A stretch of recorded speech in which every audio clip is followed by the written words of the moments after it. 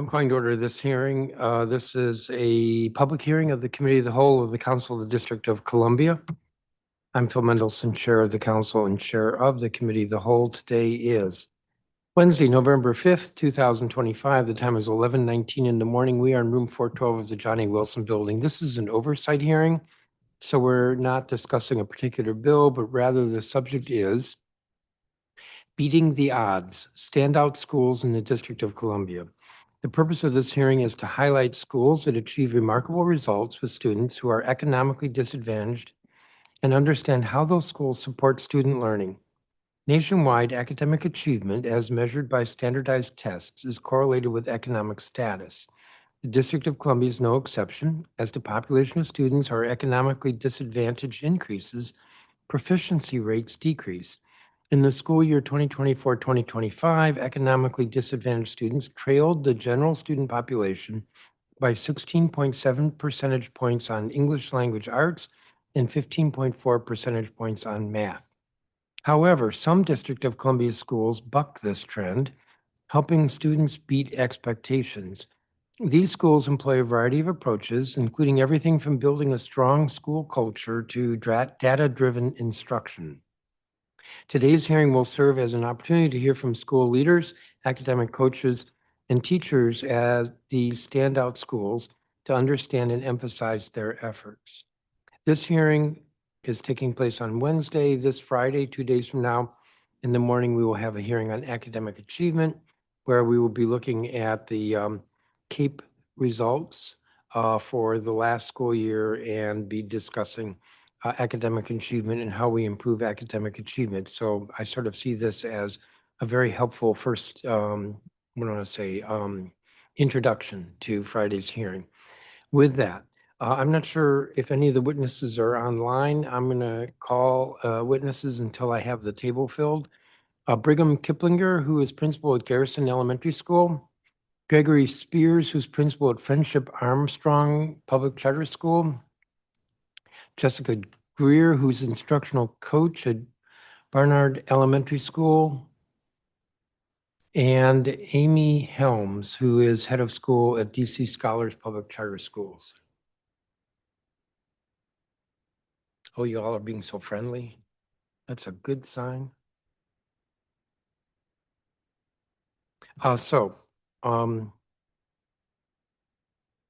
Principal Kiplinger, you are first.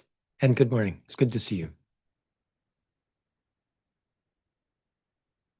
Turn your microphone on. That'll help. Yes. Good morning, Chairman Mendelson and council members. I'm Brigham Kiplinger, and I'm proud to serve as the principal at Garrison Elementary at DC Public School. I'm a native Washingtonian and a former DCPS student myself at Horace Mann Elementary. Except for 4 years away at college, I've spent my entire life in this city. I began my career in education through Teach for America at a public charter school in Northeast DC and later joined DCPS in 2014. I applied to be a principal in 2017 and was selected to lead Garrison. Since then, I've come to know that it is the school where I'm meant to be. Candidly, in 2017, Garrison was under-enrolled and underperforming, with only 250 students and proficiency rates on state tests under 10%. The school had been on a short list for closure, but the community rallied to save it. Together, we committed to a vision of excellence through continuous improvement. Today, we serve over 400 students with a stronger budget, an amazing staff, and significantly improved academic outcomes, especially for our students furthest from opportunity. One of the most important levers in our success has been staff continuity. We've built a team of educators who are deeply committed to our students and to each other. When you hire great people and coach them up, they stay, they grow, and their students excel.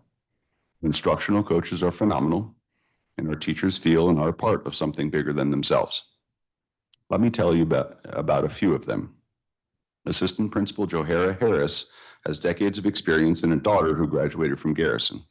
She builds strong trust with families, especially those who might otherwise feel overlooked, through empathy and clear, consistent communication. She hosts lunch bunches to ensure our girls feel connected to school and provides daily instructional leadership in early childhood and special education. Celestina Lee A first grade teacher has created instructional videos to support her colleagues and authored our DCPS Readers Next Door series, a set of decodable books using DC-specific content to connect with students and help them learn to read. Her classroom is pure, joyful rigor in action. Kiara Social, a Howard University graduate and social studies teacher, has led some of the highest DC Cape ELA gains in the city. She is the essential warm demander, helping students reach her high expectations with love and support. Chandra Williams, also a Howard alum, teaches fifth grade math. She prepares our students for middle school by strengthening their metacognition, how to think about and improve their own thinking, and their ability to work collaboratively. It's no surprise that her students consistently outperform expectations, with nearly every fifth grader approaching, meeting, or exceeding expectations on Cape last spring.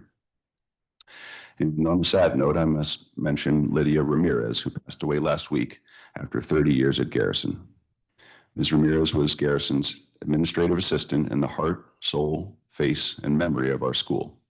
She bandaged scraped knees, soothed parent worries, and managed office operations so our teachers could focus on teaching and learning. She was a particular source of strength for our Spanish-speaking families, whom she made sure knew they belonged here. Her legacy of servant leadership continues to inspire us every day. Garrison is a special place. It has a long and proud history going back 170 plus years to our origins in a contraband camp during the Civil War. Our school was founded by families who liberated themselves and built up the U Street neighborhood, and we honor that abolitionist legacy every day.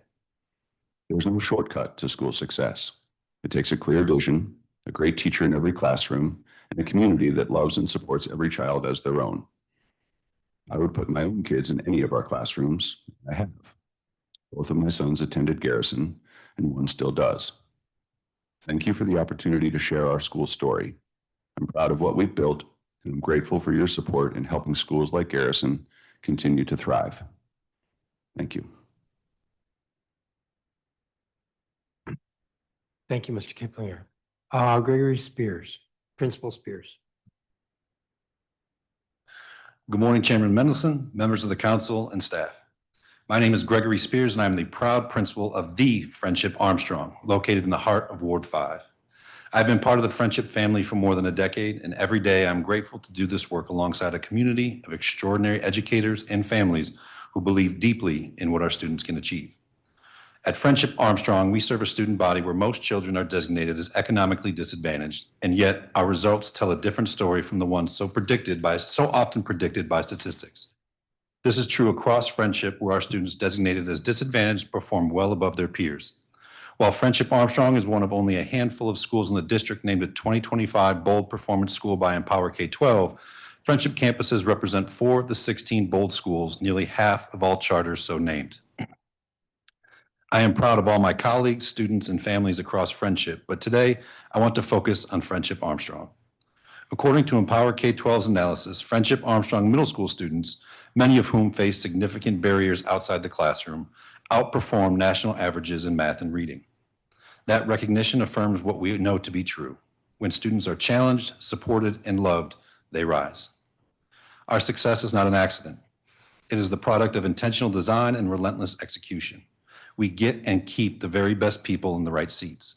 We run a rigorous hiring process, we pay competitively, and we invest heavily in developing and growing our teachers. We set a high bar for excellence, and we hold one another to it. At the same time, we celebrate success. We give grace when life happens, and we operate as a true team. This year, we had no unwanted teacher attrition, a reflection of the deep commitment and trust within our community. We are data-driven, but our use of data is about growth, not fault-finding.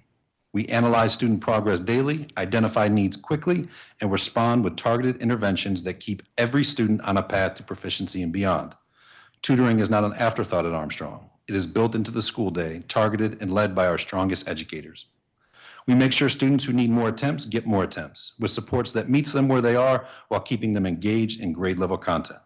Our teachers are steeped in the science of reading with training and coaching that ensure instruction is evidence-based and responsive to how children actually learn to read.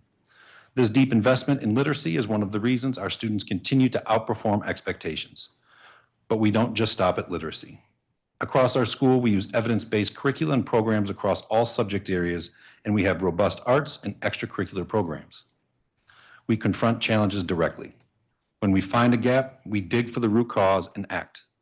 The same principle applies to our people. If we expect greatness, we must invest in building it.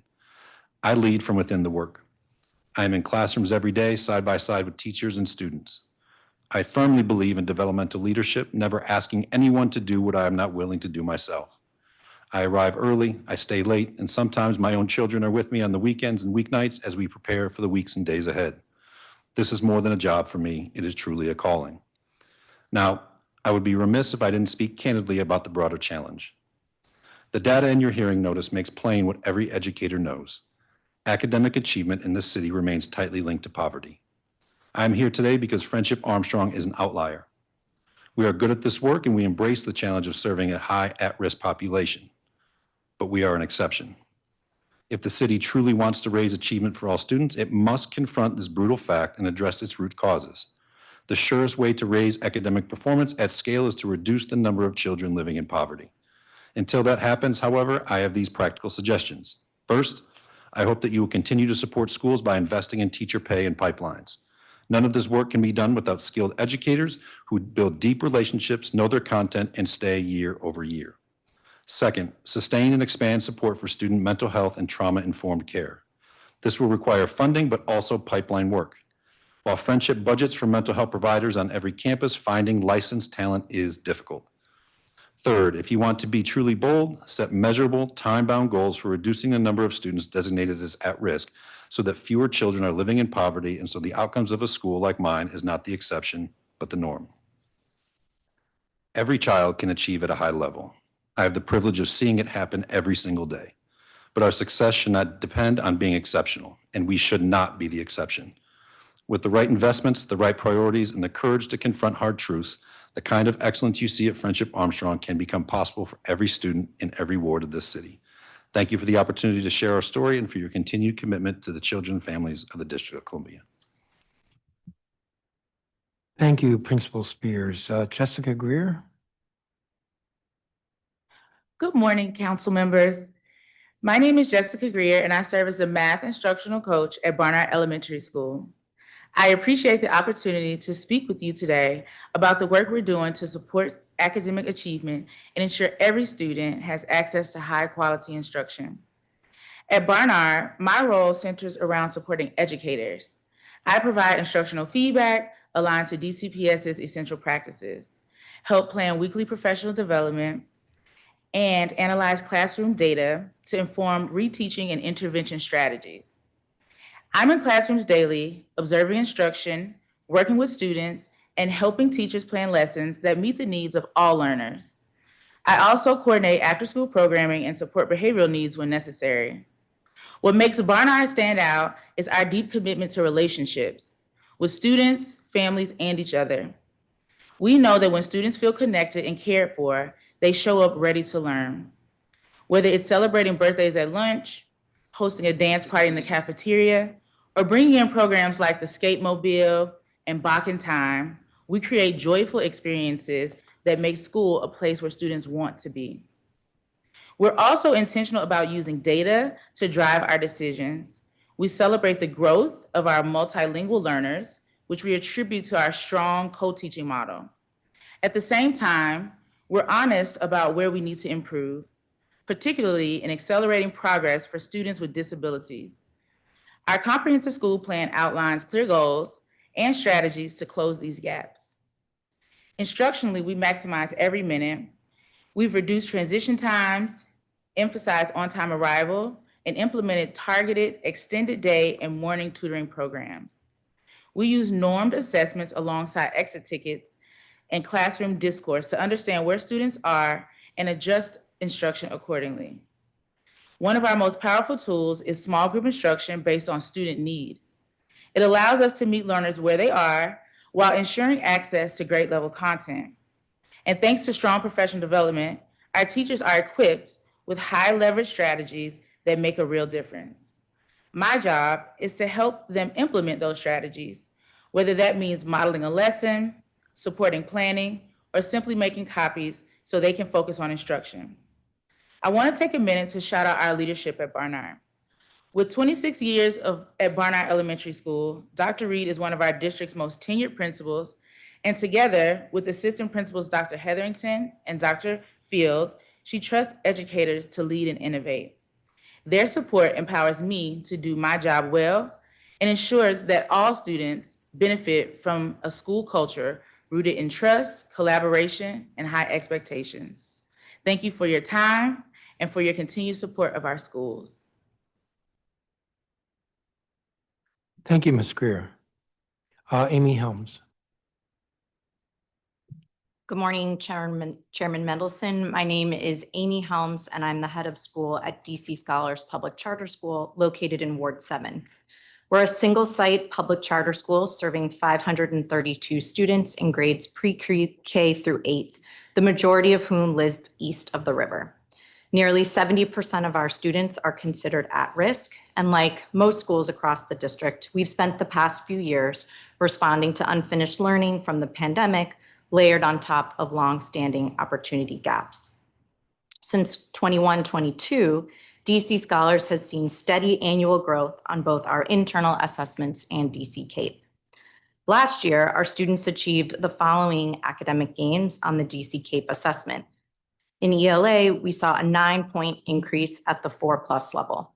And in math, we saw a 13-point increase at the 4+ level, far exceeding the Ward 7 average and meeting the overall DC citywide average.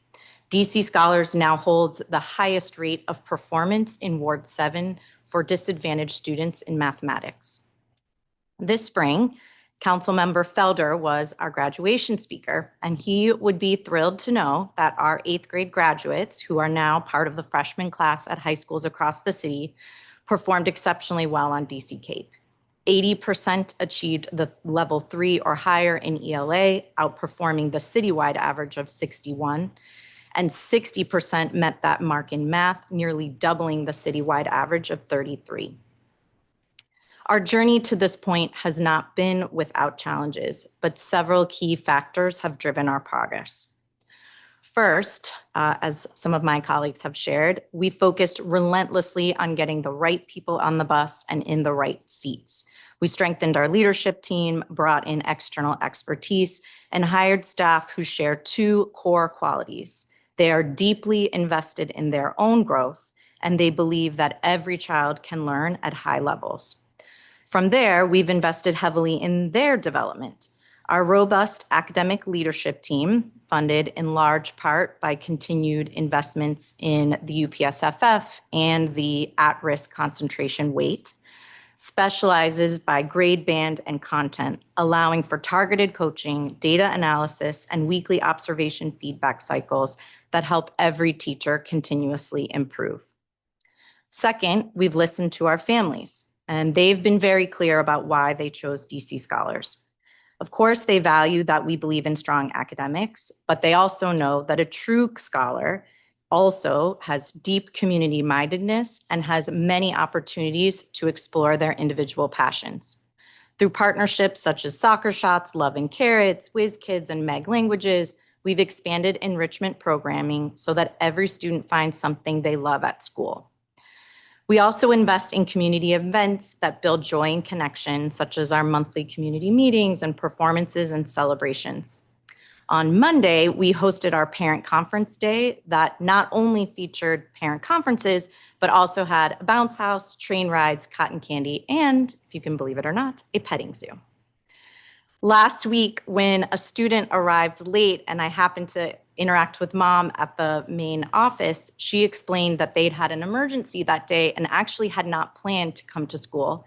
But her daughter's persistent begging that she did not want to miss art class is what persuaded mom to get her there for the rest of the day. Third, we've reimagined how we use time and staffing to provide targeted intervention and small group instructions.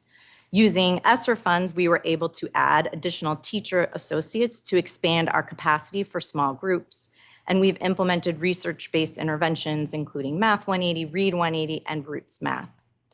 With additional funding from OSSI and City Schools Collaborative, we've partnered with Reading Assist, Teach for America Ignite, and our own teachers to provide a suite of high-impact tutoring offerings that occur during school, after school, and even on some select Saturdays. Building on that success, last year, our principal asked a simple and powerful question. If small groups are where kids are making this accelerated growth, why aren't we spending more of the day like that? And that question led us to restructure our schedules so that even tier 1 whole group instruction happens in smaller cohorts, ensuring that every student gets the time, attention, and feedback they need to grow. Our story is proof that excellence is possible east of the river, even for small, scrappy LEAs like DC Scholars. With sustained investments in people, data-driven support, and joy, we can change outcomes for children.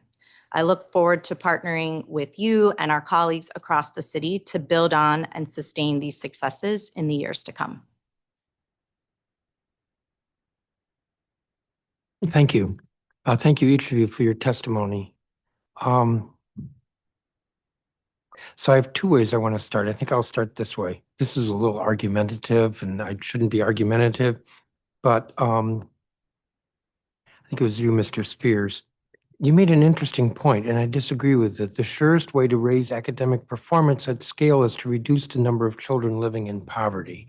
Now, why am I disagreeing with that? Because I think education is the way we're going to get kids out of poverty, rather than getting kids out of poverty and then they will do better in education. It's sort of like, to me, I think it's flipping it. We have struggled as a government, not just a district government, but I'm thinking back to, what was it, the war on poverty back in the 1960s, to eliminate poverty. If anything, I think in our country, it's worse than it was 60 years ago. It's really hard. It's really hard to change that. And that's not to say that government shouldn't, and we have a lot of programs. But I think the long-term strategy is improving educational outcomes, because your kids, when they do well, are going to graduate. And when they graduate, they're likely to go on to college. And if they go on to college, they're likely to get a good paying job, closing the wealth gap, giving them the opportunity to strive, achieve, and be successful. And I just see education as the key to that.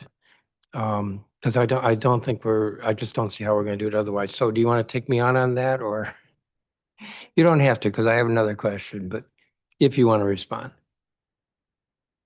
I definitely see your point. And while we are working towards the long-term gains, any support that we can get in addressing those needs in the short term to make those long-term gains greater and more wide-reaching, I think is something that's important. Well, and it does make me think that there are things that we could do or that we're not doing that we should do. I'm thinking, for example, I don't know that your schools have very many students who are homeless, but we put a lot of money into affordable housing programs, but we don't give a priority to families that have kids in school. And that would be a way of assisting schools in improving academic outcomes. So the other line of question that I wanted to start with, and I actually was given quite a number of questions, but this is not there. And that is, listening to your testimony, I heard phrases like love and support, heart and soul, school, a place where students want to be, joyful environment, trust. I think almost all of you talked about trust.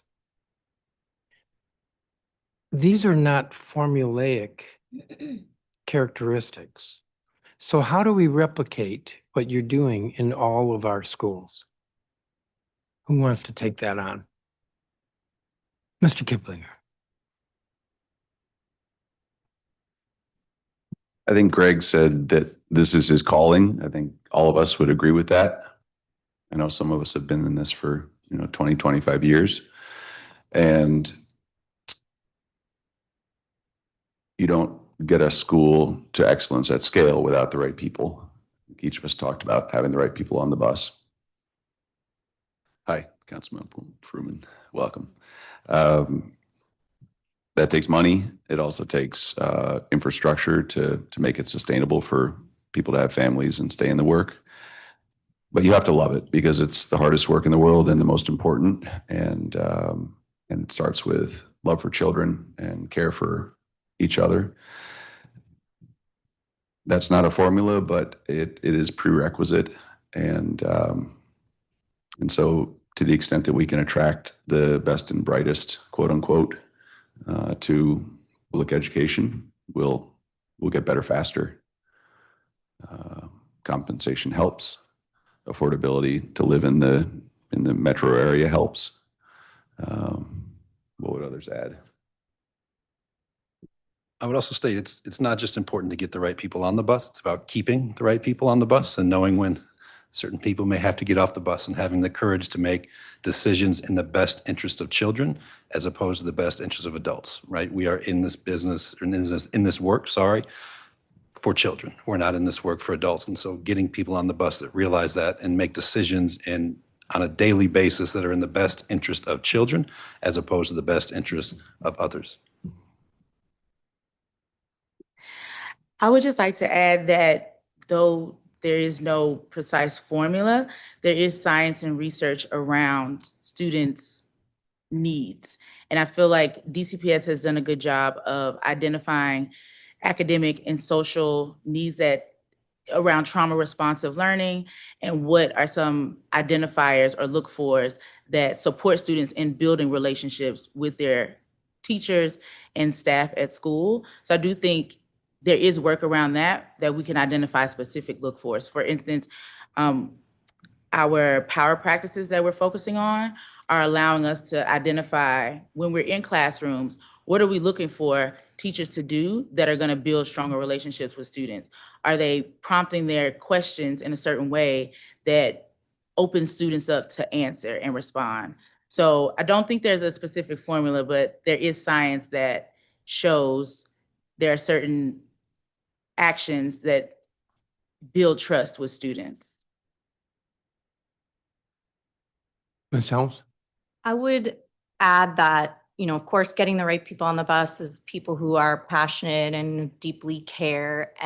But you could have a lot of people who are passionate and deeply care who aren't skilled educators that move the needle. And so I would say citywide at scale, some of the investments in things like the DC Math Hub or additional training for educators in the science of reading, that takes the lovely, passionate, caring person and equips them with skills that actually allow them to move the needle in terms of academic performance. The other of course, that is an investment. The UPSFF and additional funding is an investment that allows us to give raises year over year that sustain and make people want to stay. I think the other thing as a single site school that we often think about are, in the district, there are layers of accountability and layers of administrative requirements, which each one in and of itself makes a lot of sense, right? Like the city should collect data on staff retention. The city should collect data on attendance, but sometimes those requirements are being layered upon one another, and there is a large administrative burden. And I think when I look up at my team and the way that they are spending their time, how much of that time is directly in classrooms, coaching, building that culture, developing others, and how much of that time sometimes has to be spent in an office doing some administrative tasks. And could that be shifted as a way to allow people to feel that sense of purpose and joy when they're actually doing the work that initially attracted them to the role in the first place? And I would also like to add, it's not just teachers, right? When we think about, strong instructional practices and building capacity, it's about paraprofessionals, instructional aides, dedicated aides, other roles in schools that play a large part or should play a large part in building a great school, providing support and opportunities for pipeline programs for people in those roles and not just for teachers and support for the teachers in the District of Columbia. So what I'm hearing is good leaders, good teachers, good support. Like that's easy. But nonetheless, that is true. I want to ask Ms. Greer, as a coach, I don't have a teaching background, so I'm not very familiar with this, but how much coaching resource should there be in a school? And if I didn't phrase that correctly, I hope you understand what I mean. How much of you should there be in a school? You said how much coaching research? Resource. Resource. Yeah, like you. How much of you should be in a school? So, in my opinion, there should be quite a bit. I think it differs based on the school and based on the staff that are in the school and their needs. But I do think that as we focus on like standards-based instruction, I feel like it's important for teachers to really have support to understand those standards and how to get students year after year to master those standards, because every class of students is different. And so while I may have coached a teacher this year, their group of students next year is different. And so it's more about the strategies that they're implementing year to year, student to student. And so I feel like it's a big need, because that's how teachers are developed year over year. Any of the others, if you want to, yes, Ms. Helms. I would add that an instructional coach or an assistant principal, the person who's tasked with that job, it's an enormous job, because you need to be an expert in that grade and content. And in many buildings, you might find you have a math coach and an ELA coach. Well, teaching kindergarten or first grade English language arts is very different than teaching fifth grade, or for us, eighth grade language arts. And so it takes you yourself really deeply understanding the grade level standards, the content, and the curriculum, having that deep level of expertise. You also have to have leadership skills to be able to coach and develop someone else. And for example, in our building, and I think this is likely true of any school that's getting results, they're in those classrooms every single week. They are leading collaborative planning meetings where they're saying, okay, this is what's coming up in your lessons next week. Here's what we know about your students. What is the data telling us? Here's how we might adjust. To be able to plan for that takes many hours. And if you are split thin across multiple grade levels, you're not going to be able to deliver that high quality support. And you may also not be able to specialize in the differences and the unique nuances of various grades and content levels. We haven't even layered in science, social studies, specials, other places where teachers also need training and support. So certainly if there's any intervention that costs a lot of money, but there isn't a lot of outside funding. So at DC Scholars, I can find a lot of funding for HIT. I can find a lot of funding for specialty programs, enrichment. Not that many funders are interested in funding an instructional coach or an assistant principal, but I can't just have one math assistant principal and one ELA assistant principal. I have 3 or 4. So that's where the vast majority of our resources are going. And it is probably, we all talked about the right people on the bus. It's those people that are actually causing change to occur in classrooms. Mr. Kiplinger. I would co-sign on everything Amy said. And in terms of ratio, in my experience, somewhere between 12 and 15 is about the maximum coaching caseload that, number of teachers that a coach can effectively support and grow.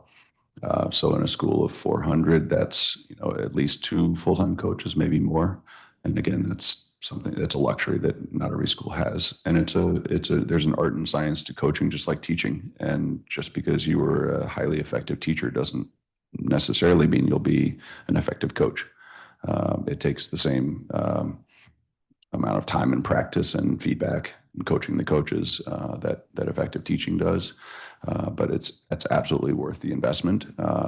A good coach is a force multiplier in a school beyond maybe any other role. We have great teachers at Garrison because we have great coaches, and great teachers want to be coached and grown faster. And when they are, then they stay, and then schools see the compounding effects of that. Thank you. I'm going to turn to my colleague, Councilmember Fruman. Thank you very much, Chairman Mendelson. Thank you for convening this roundtable. I am struck reading the Empower K-12 report on a lot of things, but the reference to the use of data.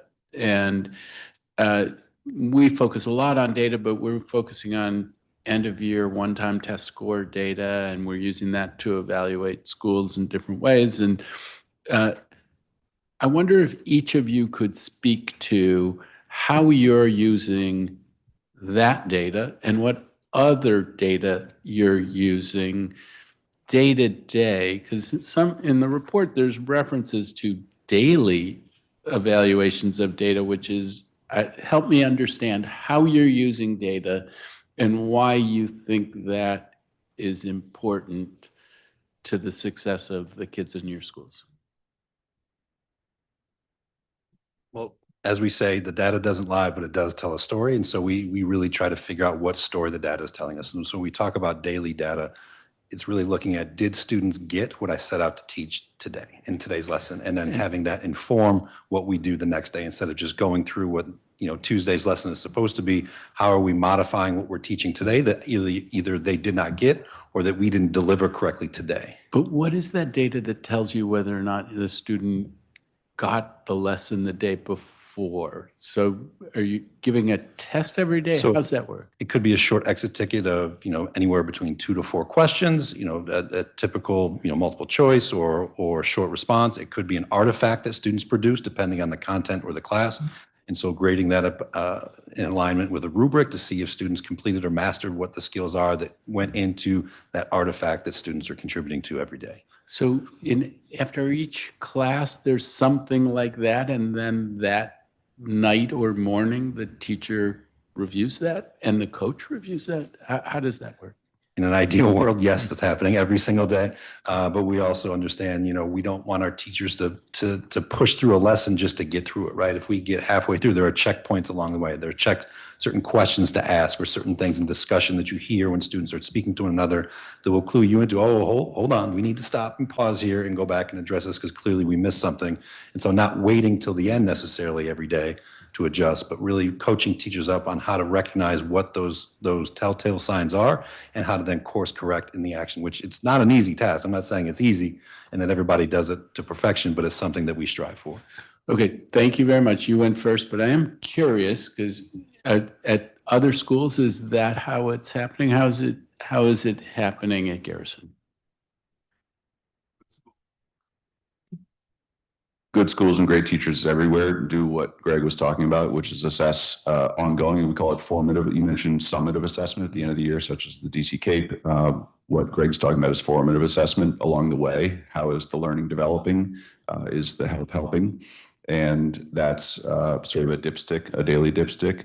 And the most valuable forms of student work might come to the table with a coach on a weekly or biweekly basis for what's called a weekly data meeting, where you're sorting by student need and regrouping, that kind of thing.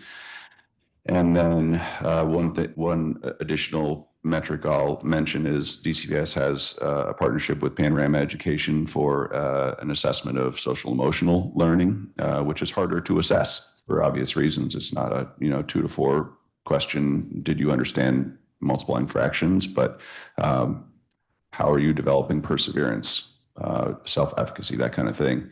So we have monthly check-ins on those panorama metrics of social emotional learning, which are prerequisite and required. I mean, they go hand in hand with academic learning because you can't learn your best when you're not feeling safe and loved.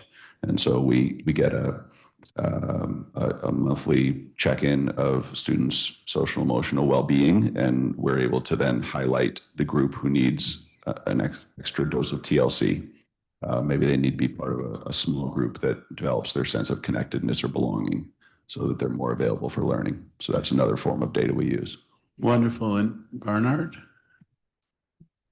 Yeah, so very similar. We have daily formative exit tickets. It may be a writing prompt. We also have academic monitoring where teachers have specific look fors throughout the lesson.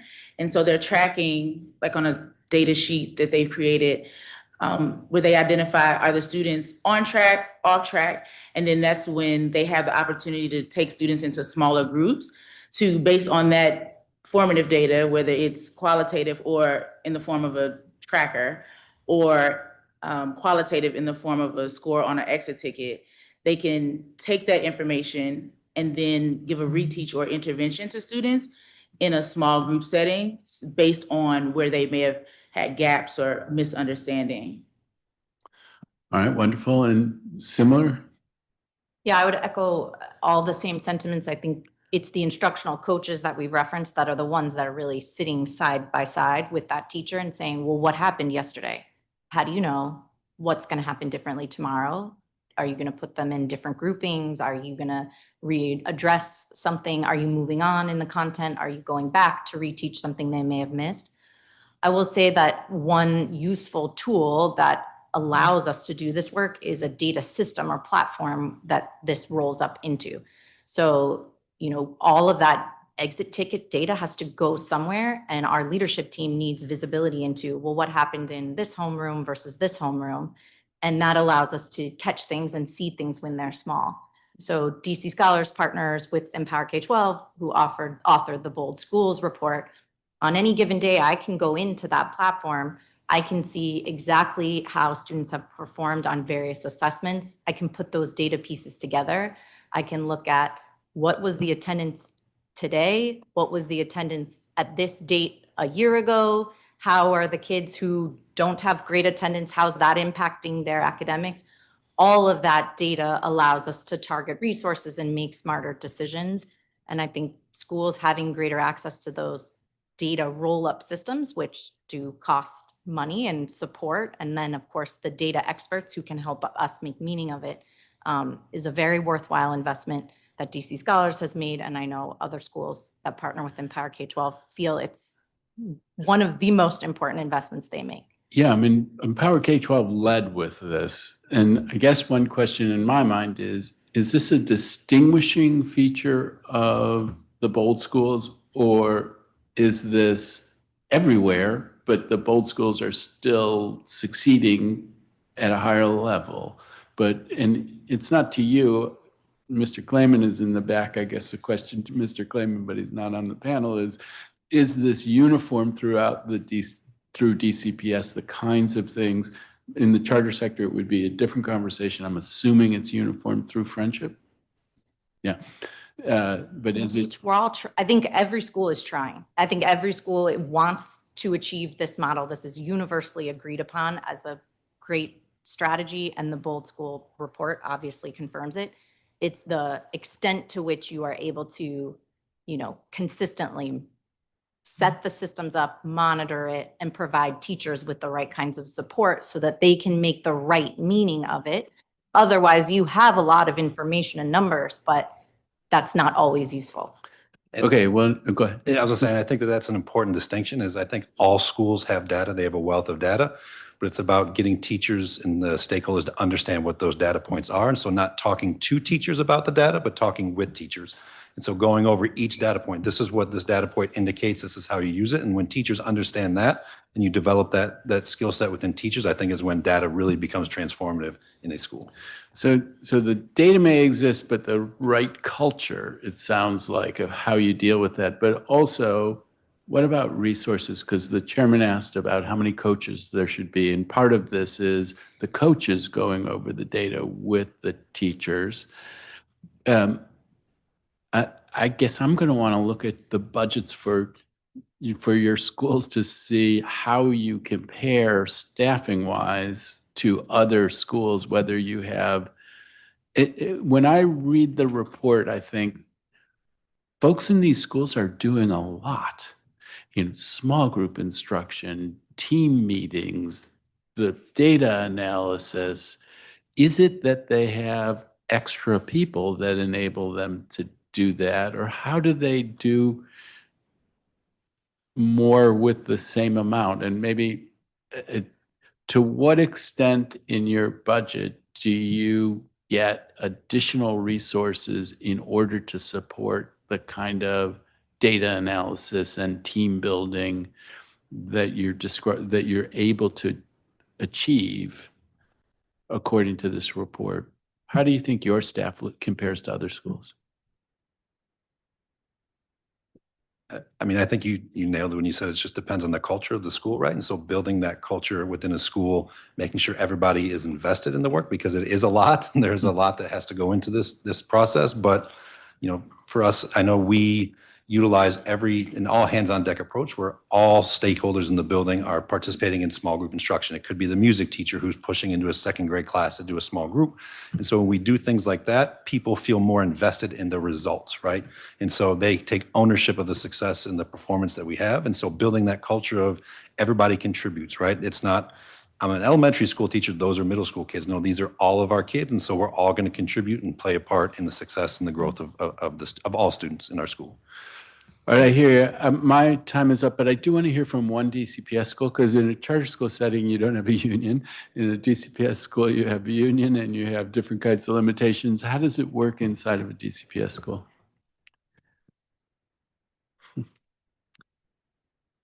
Barnard and Garrison are both Title I. Yes. So we have a higher percentage of risk students, and we also both have high percentages of English language learners, and at least Garrison and probably Barnard have high percentages of students identified with disabilities, all of which come with additional funding for those subgroups, which help us to staff accordingly with special education teachers, ML or multilingual learner or ESOL teachers. And then we have a lean operations model so that every available hand is in classrooms and the rest of us, you know, block and tackle for everything else so that teachers can focus on teaching and learning. So you think that the formula gives you what you need, and partly that's because of the Title I and high at-risk population and English language learners, that you have enough people that you can be doing all of these things, and another school with a similar population should also have the same resources and should be able to do it. Well, theoretically, by the formula, yes, and I don't think any of us would turn down more money. But resources are not the primary barrier to our growth and achievement. And I don't know how other schools allocate that. Ultimately, that's the school leader's decision how they allocate their resources. But all the best people should be in classrooms with kids. We're a school, teaching and learning is most important. Wonderful. Thank you very much. So, Mr. Kiplinger, you just said resources are not the primary barrier to growth. What's the primary barrier? Well, within the school, great people and giving them the support to be the best version of themselves. And then outside of school, Greg mentioned the effects of poverty. You're both right.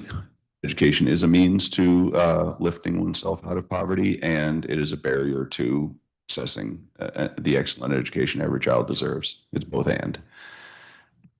If we could ameliorate and address some of the barriers to coming to school and coming to school feeling safe and loved, and fed, schools wouldn't have to be exceptional. Not every school would have to be exceptional.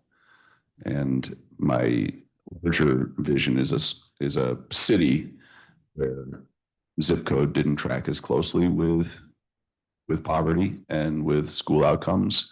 But my sense is that's a political nuclear football to bus children around DC. And we all love the idea of neighborhood schools, but when we have a city that's so segregated as DC is, there are precious few truly intentionally diverse schools like Garrison. Most are more racially and economically segregated, like the schools that many of us have served in for years.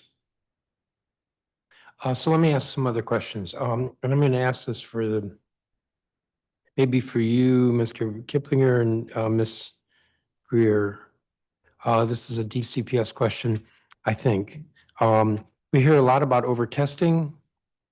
Which assessments are useful to you and teachers, which are less so? And then I have a note here about RCTs.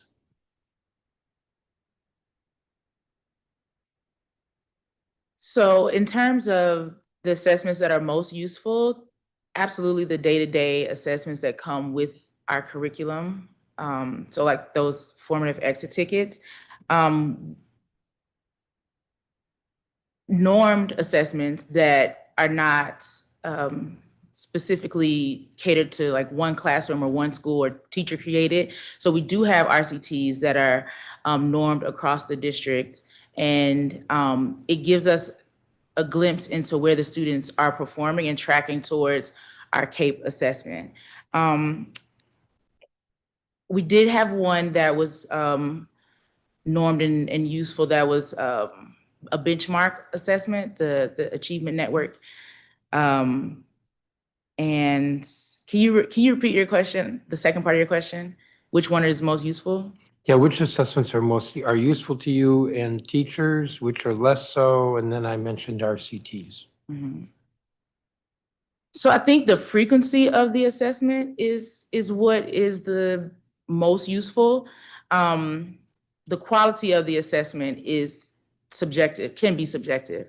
And so I think making sure that we have a quality normed assessment, at least quarterly, that can guide teachers and staff to know where students are performing and tracking towards our larger summative assessment like CAPE, I think would be more useful along the way. Of course, we have our daily exit tickets, informative assessments that I think drive daily instruction. Did that answer your question? It's an answer. Mr. Kiplinger? I would agree with Jessica that the most useful assessments are daily, ongoing, formative assessments. We find the adaptive assessments that adapt the next question to how a student responded and what they have shown themselves to know and not know yet to be more useful. iReady, for example, rather than summative norm reference assessments like PARC, now DC CAPE, soon to be Smarter Balanced. There are some children for whom that's an inaccessible test, and so they score a 1 or a 2, and it doesn't tell us much about what they know and can do because the text level or the format is inaccessible.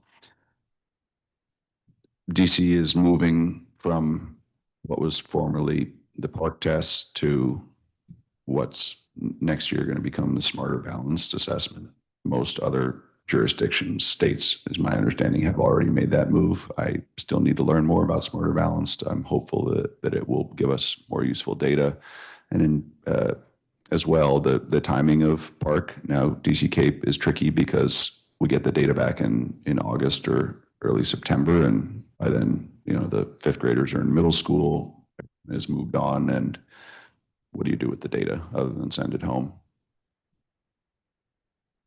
So I would love more time for teaching and learning and less time for mandated assessments, to answer your question, and give schools a bit more flexibility around what assessments are most meaningful for their population, rather than a full battery of mandated assessments.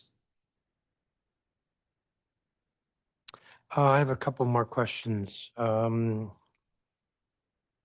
For any of you, what more could the council or the city do to support your school and expand your practices to other schools? Start with Mr. Spears. In short, I would say that I believe we've had several members visit when Blow Pearson, I was at Blow Pearson in Armstrong, is come see our schools, send people into our buildings, see what we're doing, talk to the students, talk to the staff, talk to parents, and really get a sense of what is actually happening and what is contributing to success in the schools. Because we can sit here and we can describe what we're doing or what we're trying to do, but really listening and hearing the people who are boots on the ground, I think would be very successful. And so our doors are always open. You all are always welcome to come and visit and see what we're doing over at Friendship Armstrong. Ms. Greer?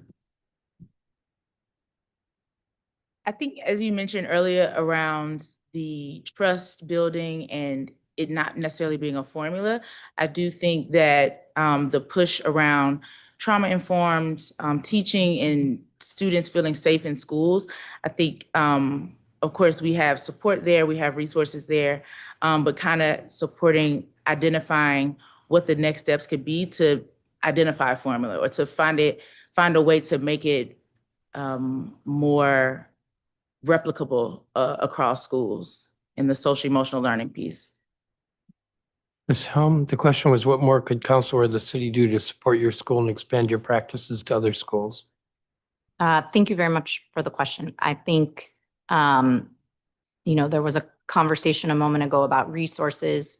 We have, for the last several years, enjoyed increases in the UPSFF, which have allowed us to make some of these investments we've talked about. That, coupled with a rich federal funding that we received during the pandemic. I think that we know that we're facing a less certain future, and we are certainly thinking about sustainability. So all of these instructional leaders that we have invested in, we want them to stay. We've put time and effort into developing them. They're critical to the fabric of our school community. So sustainability, in particularly for those types of roles, considering we can find some other types of funding in other areas. I think continued investments in, things like the DC Math Hub, or in our continuing to equip our educators with the science of reading. How do we do that in a way that really allows teachers and leaders to develop their content knowledge? And then the at-risk concentration weight is very helpful to a school like DC Scholars, and would want that to continue, so that we, in addition to the federal funding we receive for considering we're a Title I school, be able to sustain. Everything is a trade-off. So, as others have shared, sure, we make this investment in instructional coaching, but there are trade-offs. Yes, we are doing that, and we're going to pay those people well because their work is really valuable, but there are other things we would like to do, and often are in that difficult position of making difficult trade-offs. And there's a sustainability factor. When, you mentioned, Councilmember Furman, like, you guys are doing a lot. Yeah, we are doing a lot. And those people are tired. And so, money isn't everything. There's more we can do to make the job more sustainable, to invest in them, to acknowledge and celebrate our staff. But money goes a long way for the majority of our staff who are commuting from outer counties to be able to come and work in the District of Columbia and serve our students, and do so admirably. Thank you. Mr. Kiplinger? I would agree with everything my colleagues have shared. I would stamp what Greg mentioned earlier about the importance of a pipeline of mental health providers, at least in DCPS. That has been an area of need and a staffing shortage in recent years, as the need has increased since the pandemic, and with the current political climate and other factors increasing those needs. The other thing I would mention is just the importance of our young adolescents, in particular our middle schoolers, having something to do after school, so that they are meaningfully engaged and off the streets and learning and thriving. Would that be out of school time programming for your school? Yes, we figure out our own out of school time programming with some support from DCPS and community partnerships and sports and enrichment activities. But there are a lot of middle schools, is my impression, from the number of children who come to the Garrison playground after school, still in uniform and with nothing to do from 4 to 6, 7, 8 o'clock. There's a significant need, and yeah, maybe my middle school colleagues can speak better to that. One last question, then I'll go back to Councilmember Fruin. Mr. Kiplinger, we've heard your leadership team reduces administrative burdens to ensure staff spend more time on providing instructional support for students and building relationships with families. I think you spoke to that briefly a few minutes ago. What are those burdens, and how exactly are you reducing them? We do a lot of the behind the scenes attendance work, so that teachers don't have to do as much follow-up when a child is absent. We have someone who does that for them. We, trying to think what else. We free teachers up as much as possible from duty, recess and lunch duty, so that they can use that time to collaborate and to plan and to eat their own lunch and be well, so that when they are in front of kids, they're refreshed and ready. So I do a lot of recess duty. My team does. Those are a couple of examples, so that they can fully focus on what they do best, which is teaching and learning. So if I was going to your school and I'm on recess, I'd have to behave myself because the principal's there. That's right. Not today. I have someone covering for me, but Councilmember Fruman? Thank you very much, Chairman Mendelson. And I was remiss. I should have started by saying thank you to all of you. I mean, it is amazing work that you're doing, and it is the most important work to be done. So deeply grateful, particularly grateful to Barnard, as I have two grandchildren who live within the boundary of Barnard, but to all of you. I take a lot of pleasure in the success of Barnard. You talked, Mr. Kiplinger, about the pipeline of mental health people, but I am struck by the role of coaches. And I have to say that over the years, as I heard about instructional coaches, I had a kind of skepticism, but what I'm hearing from all of you is how critical that role is. And I wonder, what's the pipeline for instructional coaches? How does that work? Where are you looking for? And is it teachers who transition? How does that work?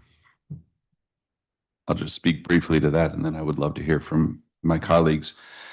You have to have been a great teacher to be a great instructional coach, just like you have to have been an effective teacher to be an effective school leader.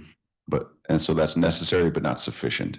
You also have to have high emotional intelligence, high organization, ability to connect across difference, and also the urgency and the ganas that Amy mentioned earlier.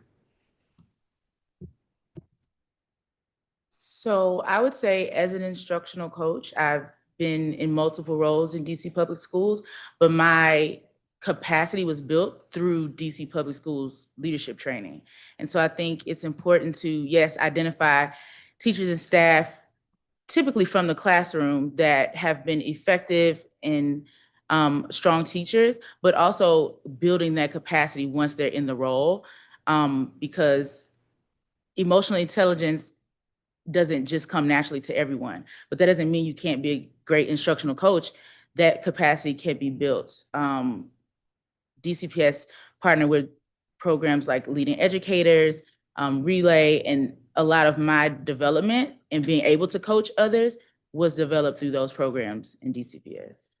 Wonderful. Do others want to speak to it? Yeah, briefly, I mean, I agree with what both my colleagues have shared, but I think it's also, just because you're a great teacher doesn't mean you're going to be a great coach, right? I always joke that, kids are the easy part of this job. It's working sometimes with adults that can be difficult. Not everybody's interested in that or has that skill set. And so I think it's important to build people up that have those aspirations, but also identifying a clearly defined structure for what the coaching model looks like. Not just kind of throwing things at the wall and hoping they stick, but she mentioned Relay. I think Relay is a great program that provides really well-defined structures for coaching up and improving teacher practice. I think that's an important step. Thanks. Echoing others, right? There are frameworks that exist for what excellent teaching can and should look like, both from the daily practice, how you're interacting with students, but also in the content pedagogy of like, how do you actually teach math? And that our instructional leaders need training in all of those things, as well as others have mentioned in actually their managers. I mean, how do you manage someone to turn your pre-work for the meeting in on time so that the meeting that we're having to plan is well spent, and they are motivating people who are doing a very challenging job. And so that takes tremendous people leader development skills as well. There are a number of programs, we've mentioned Relay and others. We have staff that go through School Leader Lab, other programs that help develop and train a pipeline of leaders. Ultimately, this is also your pipeline to assistant principal and principal. And the other thing I would add is these instructional leaders, they also need development, right? So if that's coming from the principal or coming from another member of the team, someone who's meeting with them regularly to say, okay, who are the teachers on your caseload? What is the data of those classrooms? Okay, let's identify how you're going to support. So it's leading through layers of, big data trends, classroom level data trends, and then the coach is at the level of the individual data trend. But all of those people need encouragement, support, and specific tailored guidance to grow and develop in their work. All right, super helpful. An observation that, you might pull a really talented teacher, so you lose in that space and then you gain. So it's an interesting calculation that has to happen. I do worry when you hear about like breakout schools, how sustainable are they? This was the expression there. We have a long history of shooting stars where there are folks that are great for a while and then it burns out. On the instructional coach piece, I think Mr. Kiplinger, you said 12 to 15. That each coach shouldn't have more than 12 to 15 teachers underneath them.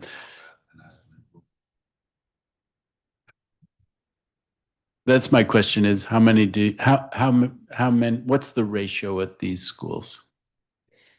So Barnard is a quite large school. We're 588 students.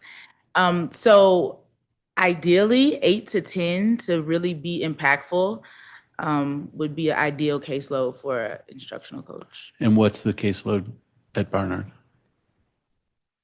We're all friends. We're trying to help. It varies. So it depends on the semester. So for instance, this semester, my caseload's a little heavier because we're starting a new math curriculum. So we wanted to get everybody trained up. So about 15. About 15 for you. Do others know? I would say it's about similar. I mean, it depends on the school in the LEA, but I would say that the other thing to consider is too, as you mentioned, when you pull a high-performing teacher out, being a coach, coaches are usually the first people that are asked to go back into a classroom if there is a vacancy or a need, or they also serve in the capacity of small group instruction, small group intervention. And so in addition to coaching teachers, there are a lot on some of their plates. And so that's something also to consider in addition to the caseload of teachers that they're supporting. Yeah, I feel like you guys are trying not to deliver bad news to me. And the thing is a message that I'm hearing is this is a really important function and it should have a certain ratio. And if it doesn't, then that would be particularly important information for us on the council to know as we're evaluating budgets. So curious, do you have a sense of, I have 6 coaches and this many teachers, what the ratio is? So again, we have 3 on staff. Ideally, we would have 4, so we do have a vacancy. But I would say, again, it depends on the way the school is structured. So for instance, we are departmentalized from 2nd grade on up. And so while we have kindergarten and 1st grade teachers that teach both subjects, it really depends if we have a middle school, say math instructional coach, that caseload might be less because there are departmentalized at each grade, but the variance in the grade level content becomes much more rigid. Okay. Mr. Kiplinger, did you answer? I'm sorry. For coaching to be worth the investment, they have to be great coaches. So, Chancellor Farabee has understandably leaned on school leaders this year to make sure that we are getting the most out of our coaches. And I can say that at Garrison, we certainly are. We're probably getting too much out of them and they're stressed out. But I think we can continue to develop the infrastructure for developing coaches as well as the best ones develop teachers so that it's a strong return on investment. Okay, great. So one of the other things, you talk about teacher retention and building a culture where teachers stay. One of the things in the data that was striking was that actually retention is lower at the Boulder schools, that I think it's 75% of teachers returning as opposed to 80% systems wide. Can you speak to, I think you spoke to making hard decisions, that you want to foster the people who can flourish and you need to make hard decisions, but it may be that each of your schools are outliers, but it looks like teacher retention may be a little bit lower in the Bold schools than other places. And I wonder if you could speak to that. That may be the case across the cohort of Bold schools. At Garrison, we went through high turnover my first 2 years, about 50% of the staff, because we needed to transform the school experience and raise the standards for teaching and learning. And not everyone was about that life. And we had to build a team that was vision and values aligned. And these were committed people, good people, some great teachers, but some voted with their feet and others counseled out because it wasn't the right fit. Since that second year, we've had almost 100% retention. And we had one teacher out of 80 educators leave last year, and that was for non-school related reasons. So I think that continuity is incredibly important. That doesn't mean that we keep people who aren't the right fit. And the best school leaders are not afraid to have that conversation. I hear you. Interesting. Shake up and then stability. Yeah. Yeah, I echo Principal Kiplinger's comments. In my 10 years at Friendship Below Pierce before Armstrong, this is my second year of Friendship Armstrong. I think by the time I was ready to transition to Armstrong, we were at about a 90% retention rate. And so it's kind of a similar model. You go in year one, you figure out who are the right people to be there, and then this work isn't for everybody, and performance matters. And so figuring out who those people are, and I think that helps with teacher retention, because teachers don't want to work somewhere where they feel like they're giving 100% and getting these results where there are other teachers who are not, kind of pulling that down and creating extra work and extra weight on them. And so when you go through that transition period and you really establish the people that you want in your building, I think that also helps teachers want to come back year after year, because they recognize that their work and their inputs are valued and recognized, and that helps. I would have to say I agree. Barnard is an outlier. Our retention rate of teachers is fairly high. The majority of our teachers have been there at least 10 plus years. We have also a principal who's been there 20 plus years. So I think, but teachers stay because they feel supported. They feel supported through coaching. They feel supported through administration. Because we are a community school, as you know, we have those connections to the community. So our retention, I do believe, may be an outlier in that situation. I mean, similar story. DC Scholars went through a turnaround period where we were transparent. This is what we're trying to accomplish here. This is how we're going to do it. And these are going to be the expectations for everyone in the building. Myself as the head of school, the principal, the leadership team, but these are also the expectations for you as teacher or whatever the role may be. And then we were honest and direct about when people were doing an amazing job and we wanted to invest in them, and when it wasn't the right fit. Then after you experience that transitional period, then you're trying to do everything you can to invest in and maintain those people. I think that we have tried to experiment with different bonus opportunities and structures that allow staff who are producing really extraordinary results to be acknowledged and recognized for that, and invest in keeping them in the classroom, right? If they're not interested in leadership, but they do want to teach. But again, that's one of the trade-offs. What additional resources do we have in the bonus pool that we can give directly to teachers who have done extraordinary work. All right. Well, really, really appreciate it. Thank you for everything you do. I will, like, closing note, the idea of shake up, a lot of new people, then strong and retention worries me about, given the workload that are on all of these folks' sustainability. So it does leave me thinking, okay, we have these very successful places. How do we make sure that we're not wearing people out and that they're sustainable over the long term? Thank you, Councilmember. You all are excused. Thank you very much for your time and your testimony. Also for your good work. I'm going to call the next four witnesses. Dr. Victoria Thomas Gerald, who's principal at Patterson Elementary School. Naya White, who is principal at Center City Congress Heights Public Charter School. Dr. Brianna Gassamia, who is assistant principal at Moton Elementary School, and Monique Harden Simmons, who's principal at KIPP TC Promise Academy Public Charter School. Thank you all for your patience.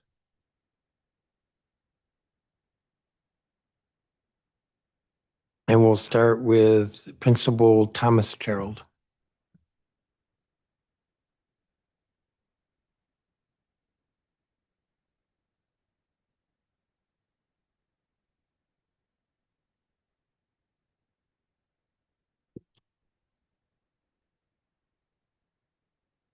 Good afternoon, Chairman Mendelson and council members.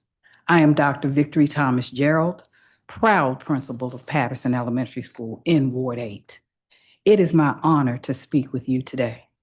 I have dedicated over three decades in DC public schools, beginning my journey as a kindergarten teacher in 1988. And throughout my career, I served in various capacities as a teacher, an instructional coach, an assistant principal, summer learning coordinator, and now a principal. My experience also includes roles in central services, where I served as the extended school year coordinator for special education and as a director of elementary school support for instructional superintendents. And during my tenure at the Office of the State Superintendent of Education, I focused on school improvement initiatives. I have joined Patterson just 2 weeks prior to the school year beginning, and 13 years later, I remain deeply committed to our students, our families, and our staff. At Patterson, we believe that academic achievement is rooted in 3 pillars: strong instruction, targeted support, and meaningful relationships. I like to share several strategies that have helped us to make measurable progress for our students. The first being high-impact tutoring. We've embedded tutoring into the school day to ensure equitable access to targeted academic support. This research-based model allows us to work with small, needs-based groups while maintaining grade-level instruction. While tutoring previously occurred after school, we've transitioned to a creative scheduling within our instructional blocks. Our team includes 4 dedicated interventionists, and we also leverage teacher leaders and instructional coaches to amplify this work. Our second is evidence-based literacy practices. Several of our educators have participated in the DC Reading Clinic, integrating proven strategies into the classroom. This strategy has significantly strengthened foundational literacy instruction and aligned our efforts with different district priorities. On-site coaching has further reinforced these practices and provide for real-time support for teachers. Third is family engagement. Although we have graduated from the Flamboyant Foundation Family Engagement Partnership, which was last year, its principles remain central to our school culture. Home visits conducted before and during the school year build trust with families, many who have multiple children enrolled at Patterson. We've reimaged traditional parent-teacher conferences into academic parent-teacher team meetings, which focus on specific academic skills and student progress relative to grade level standards. These group sessions are particularly impactful in math, where instructional approaches have evolved significantly. Our next area is that of school climate and culture. Our work with Turnaround for Children laid the foundation for a robust school climate initiative that continues to thrive. We develop a comprehensive school climate plan with clear routines and school-wide goals, and we collaborate closely with central services to implement the key power of practices, strategies proven to foster a positive and welcoming learning environment. And lastly, professional development. We have ongoing learning, which is embedded in our weekly schedule. Our instructional coaches lead regular sessions for math and literacy cohorts, and we hold weekly data and planning meetings. We also benefit from close collaboration with our early childhood education coach from Central Services. Before I close, I want to express my deep appreciation for Instructional Superintendent Gwendolyn Payton. Her guidance and support through the cluster support model have been instrumental in our success. I also want to recognize my assistant principal, Fatima Johnson-Avery, for her invaluable contributions and extend heartfelt thanks to the entire Patterson staff and school community. Their dedication and unwavering commitment have enabled us to work collaboratively every day to ensure our students thrive. And in closing, academic achievement at Patterson is the result of intentional structures, strong relationships, and a steadfast commitment to continuous improvement. Thank you for the opportunity to share our story, and I welcome any questions that you have. Thank you.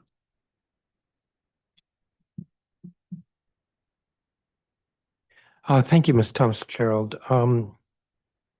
Nia White? Greetings, Chairman Mendelson and esteemed members of the City Council. My name is Nia White, and I'm the principal of the Congress Heights campus of Center City Public Charter Schools, located in Ward 8. In the past 14 years of my tenure at my campus, our school building has gone through a full transformation from being a failing school that was up for closure upon my arrival to a school that has earned the accomplishments of being a National Blue Ribbon School, a 5-year running bold school for its growth and student achievement, including being an enduring school of excellence, amongst other achievements as well, like having the second highest 8th grade math proficiency rates in the city. And as of last year, with this year still pending, being the 4th best performing middle school in the city as well. I take the topic of academic achievement seriously, but I realize that there are a number of either catchy words and terms that normally cloud people's understanding about what makes academic achievement possible. I'm here to tell you that it's no one's fancy curriculum, although you should have one that is aligned with your state standards as much as possible.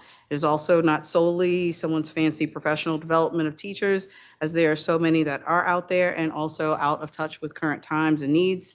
Achievement really boils down for me, my students, and my building to people.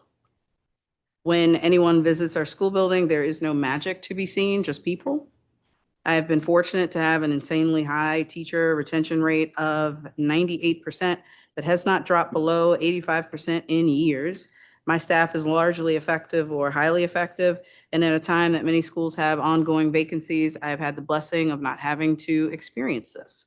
If you are asking how a school in Southeast DC has kept its teaching staff over years, the answer is also very simple. Feedback is not only given but received. I know that because of my title, I'm supposed to have all of the answers, when in fact I don't. I can come up with an idea, but if the staff sees and feels as though they have a better way, they are welcome to speak on it. And as long as it works, we can try it and keep that process. If the collective we are who own the results of a school, then at the end of each year, the collective we must also have a stake in how not only we get there, but improve or enhance the experience for all stakeholders.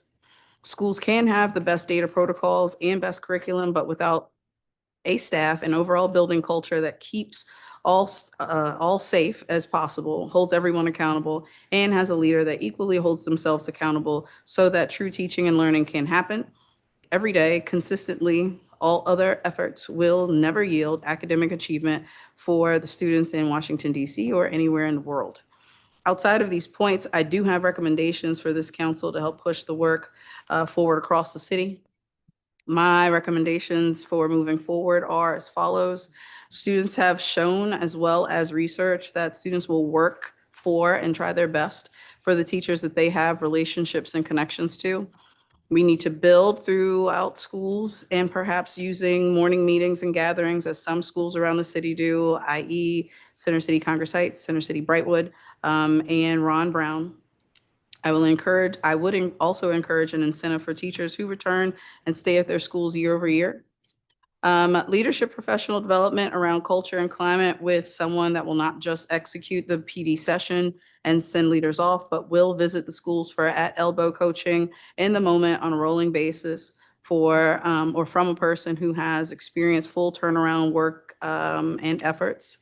An evaluation tool of school field trip experiences and events of the like to see how much effort and energy and money are backing students' events and experiences that through those cause and effect relationships and extracurricular activities enrichment also calls students to double down further in and add to their school's culture and climate over detracting from it. Bringing back awards for the schools in the city. We are teachers with thankless jobs, but we take pride in the accomplishments of our students. Schools do need to be recognized in the city for what they do. There used to be a time where schools were invited to gather and be celebrated for the work they did and their achievements and as well as their growth. At the moment, outside of Empower K-12 or other private groups, the city does not recognize or celebrate what's really happening across the education sector. Our city council can lead the charge for us and make education a glamorous big deal, so it becomes a glamorous big deal. Additionally, we need stricter guidelines in the city around student attendance mandates. We are starting to face times where school-aged children are required to attend school, but it's the schools that are being required to ensure that they come, which should not be the case. We cannot teach children nor guarantee their growth and achievement if they are not in school. And if the city does not take their school attendance requirements more seriously, we will see the results of that. Thank you for the opportunity to speak with you all today, and I will be open for any questions.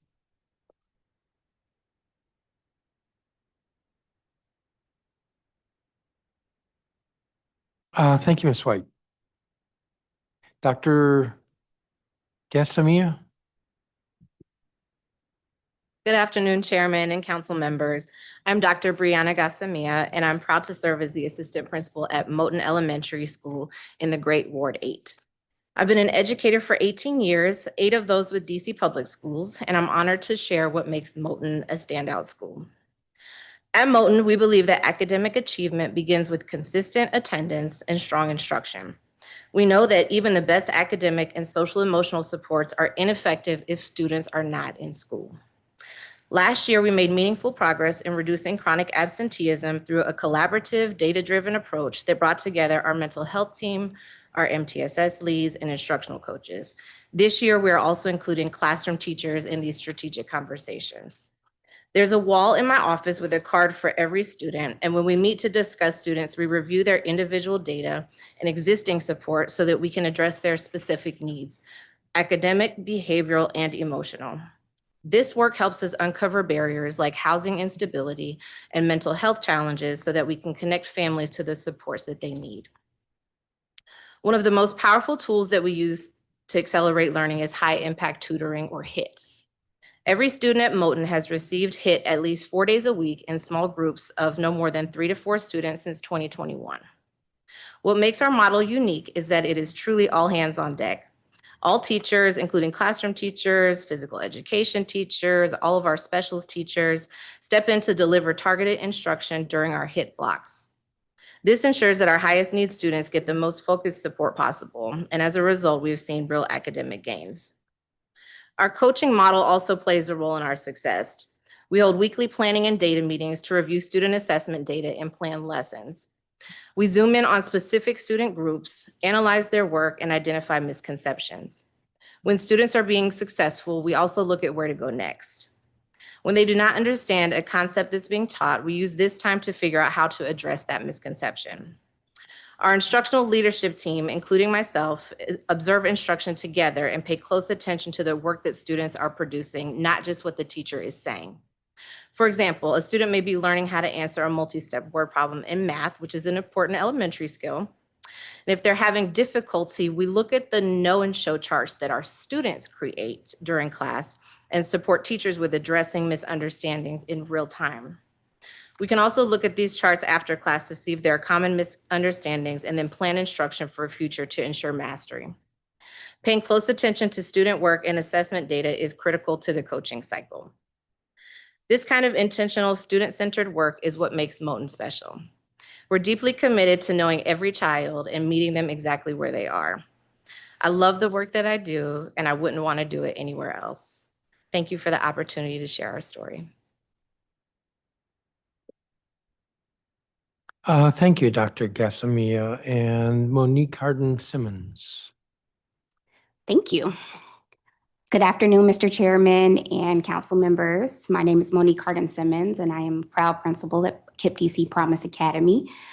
We are located in Ward 7, Southeast, and we are one of the 3 schools that is located on the Benning campus. The other schools that are there are Key Academy and Leap Academy. Thank you all for the invitation and the time to speak today.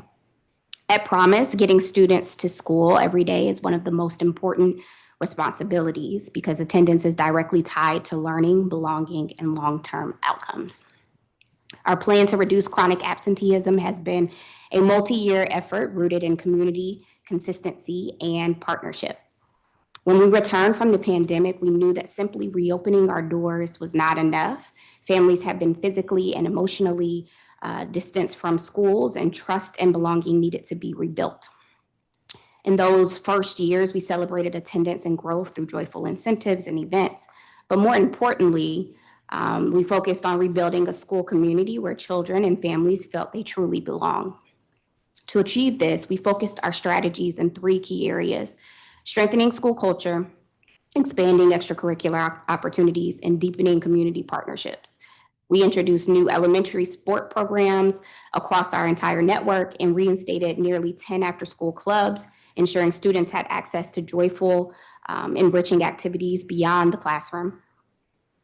We also listened closely to students and families through audits, surveys, and conversations, using their feedback to build systems and experiences that reflect their aspirations. As a result, we have cultivated a more vibrant, connected school community, one where students feel a sense of belonging and choose to be at our school, not at our school simply because they have to be. More recently, our work has become more targeted. We now know through several years of data that chronic absenteeism is largely concentrated among the same families year after year. So we are partnering with the other 2 schools on our campus, Leap Academy and Key Academy, to support those families in deeper ways. We've expanded access to transportation support through tokens and gas cards. We've connected families to mental health services, recognizing that anxiety, depression, and other challenges can be barriers to school attendance. We've also spent time educating families about the impact of even one missed day a month, helping them see how quickly absences add up and affect learning. And we are seeing progress. When families feel seen, supported, and a sense of pride in their school, attendance improves. But we can't do this alone. Families are traveling farther distances across the city. Public transit routes can be long and unpredictable. On rainy or cold days, many families fear sending young children on public transportation. For some, especially with the upcoming SNAP benefits changing, it can come down to choosing between paying for transportation and paying for food. So we asked our government partners here to consider targeted supports that remove these barriers. This could include expanding transportation passes, not just for students, but also for parents who rely on public transit to get their students to school. Funding for shuttle partnerships or community-based transit supports for schools with high-need families. Increased access to city-funded mental health services embedded in schools and neighborhoods. And sustained investment in early childhood and family support programs so attendance challenges are addressed early. Our schools are doing the work. Our families are trying. With stronger transportation supports and greater mental health access, we can turn consistent attendance into a norm, not an exception. When students show up, they learn. When families feel supported, communities thrive. I am grateful for the time to talk more about this and open to questions. Thank you all so much for the opportunity. Thank you, Ms. Hardin-Simmons, and thank you, each of you, for your testimony. Since we asked a lot of questions on the last round, I don't know that we'll have as many this round, but I'm going to start.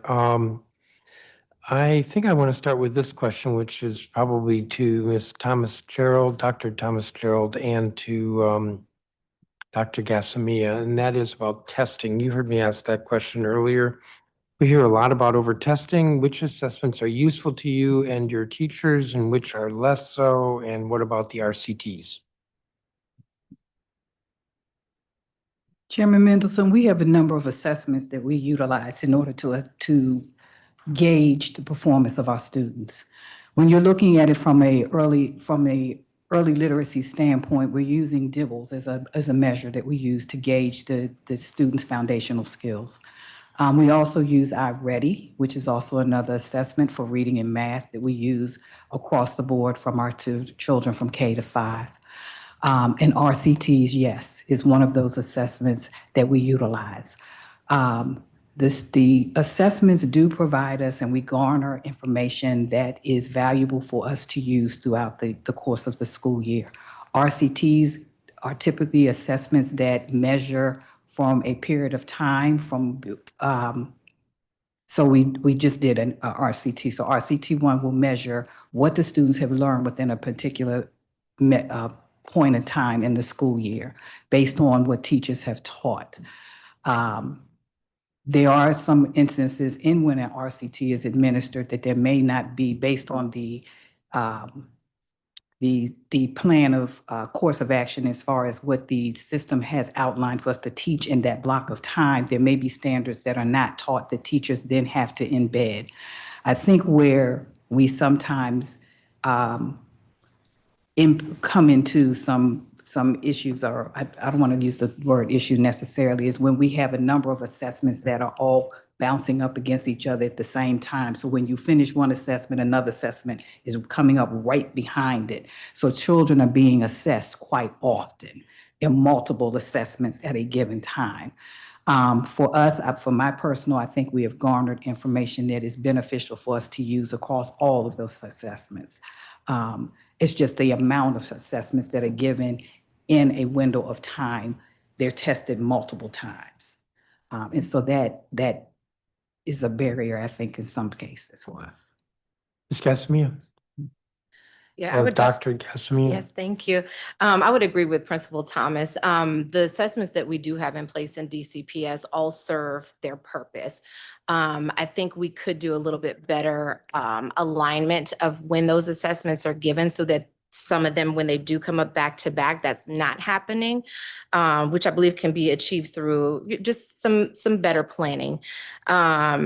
Additionally, in regards to alignment, specifically around RCTs, I think sometimes we experience, depending on the content area, depending on which RCT it is, the alignment or misalignment to what is actually being taught at that point in the school year in that particular subject being reflected in on that RCT. So sometimes there is misalignment there, which our teachers, we backwards plan to make sure that we are hitting all the standards that are coming up on the assessments.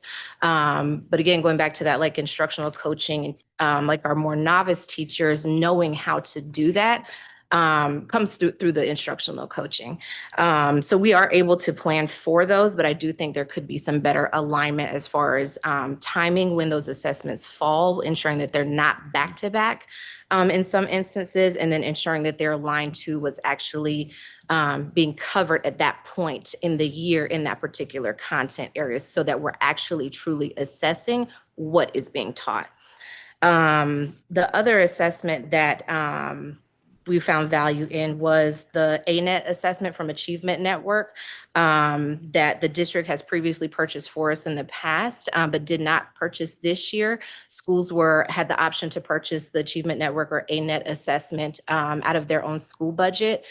Our teachers actually, when they found out that ANET was not being purchased by the district, like their reaction showed, like they were like, what, we're not getting ANET? Like, how are we going to know how our kids are doing? So yes, there's value in the RCTs and what have you, but having that district-wide assessment where we can see how we compare to schools in our cluster, to schools in our ward, to schools across the district was very beneficial. So we actually did purchase that out of our school budget.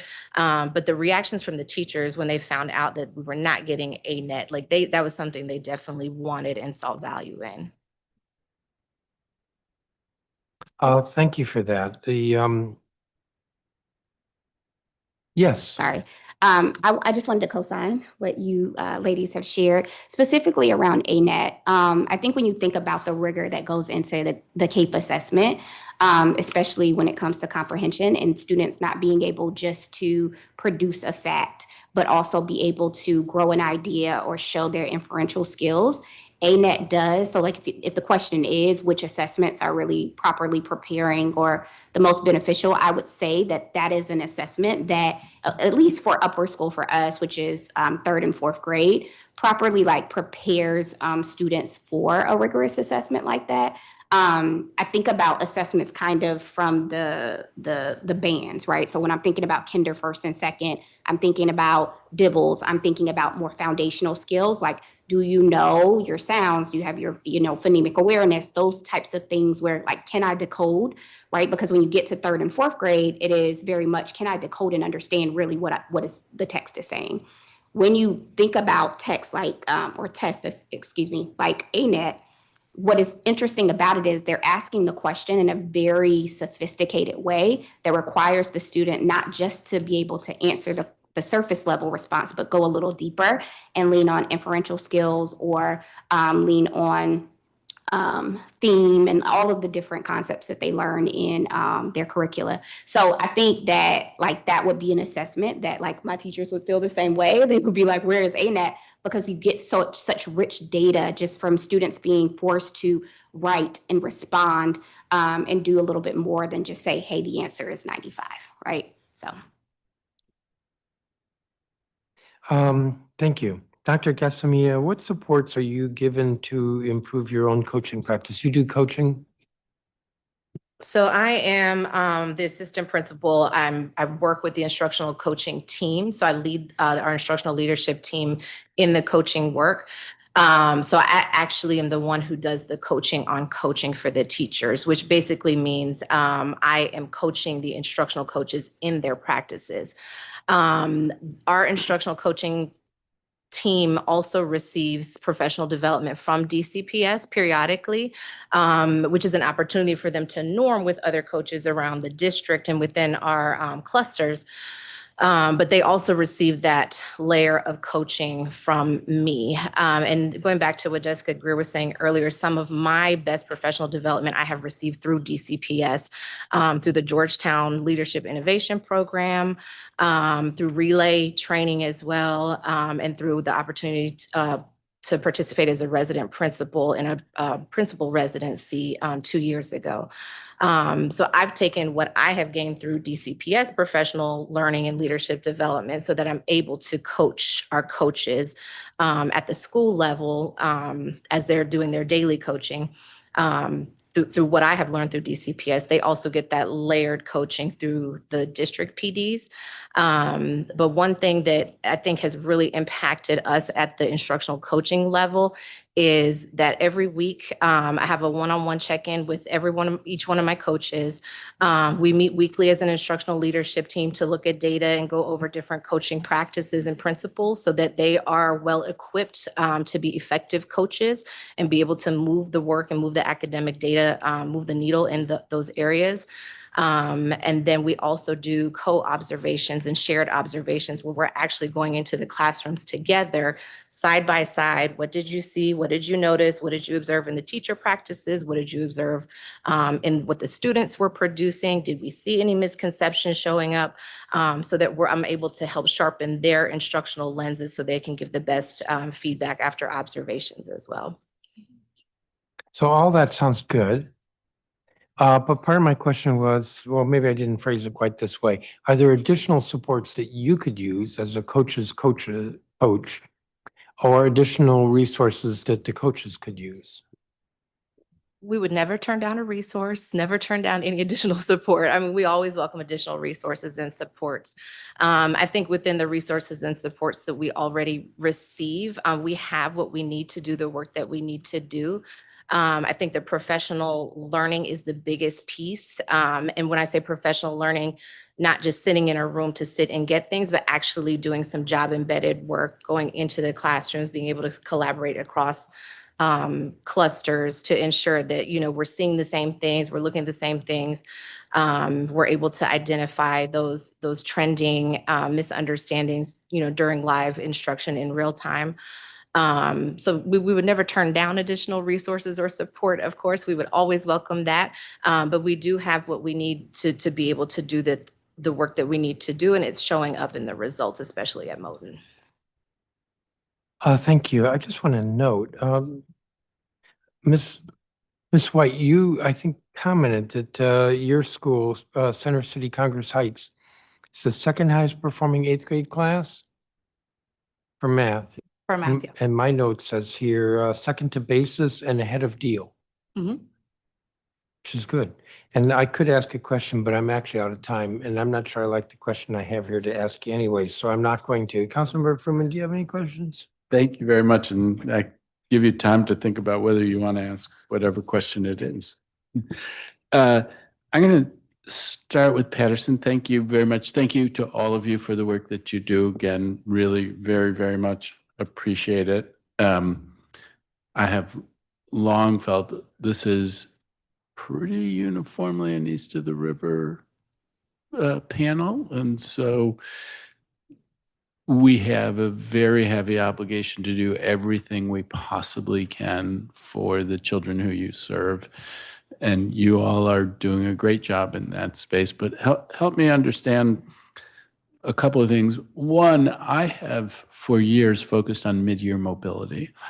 And when I look at the data for Patterson, I think about 15%, your enrollment grows by, you get 15% of the kids who you have at the end of the year in the middle of the year. You lose some children, but you get a lot of children. How do you deal with that? How do you build that into the work that you're doing?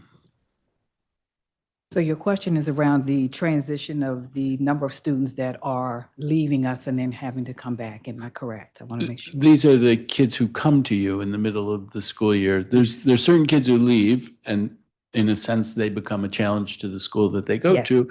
But you, I don't know what's your enrollment? Presently, we're at 208 students. Okay, so 15% would be 30 kids. 30 kids in the middle of the year come to you. How do you fit that into your program? And you are correct, council member.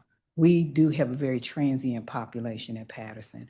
One, I think it's primarily attributed to a number of our students become homeless for some reason and are displaced. And so they are sent to other areas in the district, and then they don't want to leave us, but then they come back. But then we get a huge influx of students that come from outside of the district that come into Patterson, and we have to embrace them as well, just as we do our other students.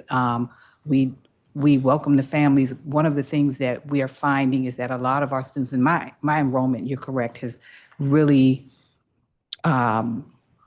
diminished over the years. Because when I first got to Patterson, we were trending over 400 children. We're now at about half of that population. That came off of the heels of the pandemic. Once the pandemic hit, we lost a lot of our students. Some of that is attributed to the fact that when our students are matriculating to middle school, they have younger siblings, and those siblings will go to another, they will take their younger siblings with them if it's an ECE. In my case, we have an ECE that's within a block of Patterson. And so that's typically what happens. What we're also finding too is that Which is the ECE that's a block? Lecky Elementary, Lecky EC. Mhm. Lecky is literally a block from Patterson. So oftentimes what happens is those middle school babies will matriculate to sixth grade, and then they have younger siblings, and they take those younger siblings with them, which I understand, because as a parent, I wouldn't want to have to go back and forth between schools either. What we also are finding is that because we sit on that Maryland DC line, I wonder, to be truthful, whether some of our students actually do live in the district. Oftentimes where I question is that OSSI does what they call, would they verify residents? So when we get to the point where they're verifying, the parents don't have to bring in documentation to support it because they're already OSSI verified. So a parent could reside outside of the district, but because they're OSSI verified, they then don't have to provide us with any documentation. All they have to do is register their child, which makes our population, in some cases, I believe, very transient. When our students do come in, we do embrace them just as we embrace anyone else. It has taken a lot of work at Patterson in order to foster those relationships with the communities in which we have. Because when I first got to Patterson, it wasn't a trusting relationship from the parent standpoint, but also from the staff. I'm just going to be very, very transparent about it. They had a number of principals that came in and out of Patterson before I got there. They told me it was about maybe 10 to 13. I've been there now for 13 years. Part of that was that to build that, for them to understand that we're here for you. And now the parents are willing, we're embracing them, and they're willing to stay at Patterson, and we're giving them the supports that they need from a social emotional standpoint, but also from an academic standpoint. And so I think that has a lot to do with why we're getting those babies that are coming in In the middle of the year, we embrace them and we meet their needs. What I'm also finding is that we also are receiving a lot of students who receive specialized services. A number of them are coming from outside the district. And us having to meet the needs of those students from that perspective as well. And so I think that too. So I hear you. I mean, it kind of goes to the headwinds, the additional headwinds that you face in your setting. You said that there was distrust from the staff, and I'm curious what your teacher retention looks like today. Patterson does not have much of a teacher retention. We're one of the, where teachers are leaving us. We have primarily retained the majority of our staff. We are one of those outliers as well. And so most of the staff, none of my staff, I only lost one teacher last year, and that was not because of evaluative standpoint. It was because of a personal reason that she needed to move. She lived too far out. So we have maintained our staff. We've also grown our staff. We have paraprofessionals who are now teachers or are an instructional coach. So one of the things that, I mean, one of the themes is people working together, administration, coaches, teachers working together. And one of the things in different hearings that we often hear about is the impact evaluation system and some sense of antagonism that's felt by some teachers from the impact evaluation system. What's your experience of the impact evaluation system? Does it help you with team building, or does it detract from your ability to do team building? For me, it does not detract. It's being very transparent with teachers and where you are with them. I do believe in some cases it could be subjective, but if you are utilizing the tool in which it was developed and use the measures that are there, and the teachers understand the measures that are within the EP areas of the impact system, and why you're sitting with them alongside with the coaches. So when we give feedback with them, I always make sure I try to align it with one of the EP areas so that they understand why they are getting the particular rating that they're getting in that particular area. And so the teachers understand that. So we do informals first. Now we're doing in a window of doing informals. We do informals and then we do formal evaluations. So I don't think that for me, it's a pushback from them. It's making sure that they understand why you received what it is and then why you're giving them supports that they need in order to move forward. I mean, so what's striking, and Miss, you're nodding your head, so I'll give you the opportunity to respond. But I'll just say the theme that comes from this is that culture is so central. And part of what I'm hearing from you on this is impact. It can be one thing in one principal's hands and another thing in another principal's hands, and where you try to keep the subjectivity out of it and use it for transparency, it can be a positive tool, but an acknowledgement that in another setting, it might be a negative tool. It could be. Yes, sir. Did you want to speak to it? Yes, I would absolutely agree with that. What we do at Moten to kind of almost destigmatize impact, right? Because some teachers, depending upon what your experience is with impact and how you've received feedback, through the impact evaluation system from one school to another school, like your experience may be different, right? One thing we've been very intentional about at Moten, how Principal Thomas was saying, aligning pieces of like feedback to those specific essential practices that show up within the rubric. We constantly try to make connections for teachers, right? So that it's not that, impact is only for impact evaluation time. No. If we're academic focused is around like habits of discussion, right? And ensuring that students are having rich discussion, teachers are posing rich questions, students are having discourse amongst each other. If that's one of our academic focuses, how does that show up in impact? What essential practice is that aligned to? This is what impact looks like in your classroom. Like, this is how it shows up in your classroom. This is how it lives in instruction. So almost bringing the rubric to life for teachers so that they're able to make those connections. And I think when they can make those connections, they understand the rubric a little more, and they're not as intimidated if they were coming from that type of standpoint in their experience with impact. Okay, last question for me right now is, I am very focused on mid-year mobility in Center City and Congress Heights. And when I look at the data, it was 2% exits, which is really low, it strikes me. And I don't know how that's very different than many schools, and particularly charter schools. I wonder if you can speak to why that might be and what are the things that you do to retain children during the course of the school year. Thank you for the question. I think that the folks just must love us. We have, it's an interesting set or community set, I would say. So right now in this moment, there are students who I taught 20 years ago who are bringing their children to the building for pre-K 3 and pre-K 4. When you have family members and things of that nature. When where they're looking at you, that's not possible that you taught them 20 years ago. Oh, thank you. But then also just like the continuity to everybody's point, like knowing that the same set of teachers are there. Folks have like, there's a piece in knowing like I had this particular teacher. I know exactly what you're going to get. So I want you to have that teacher and that same experience as well. Also coupled with the fact that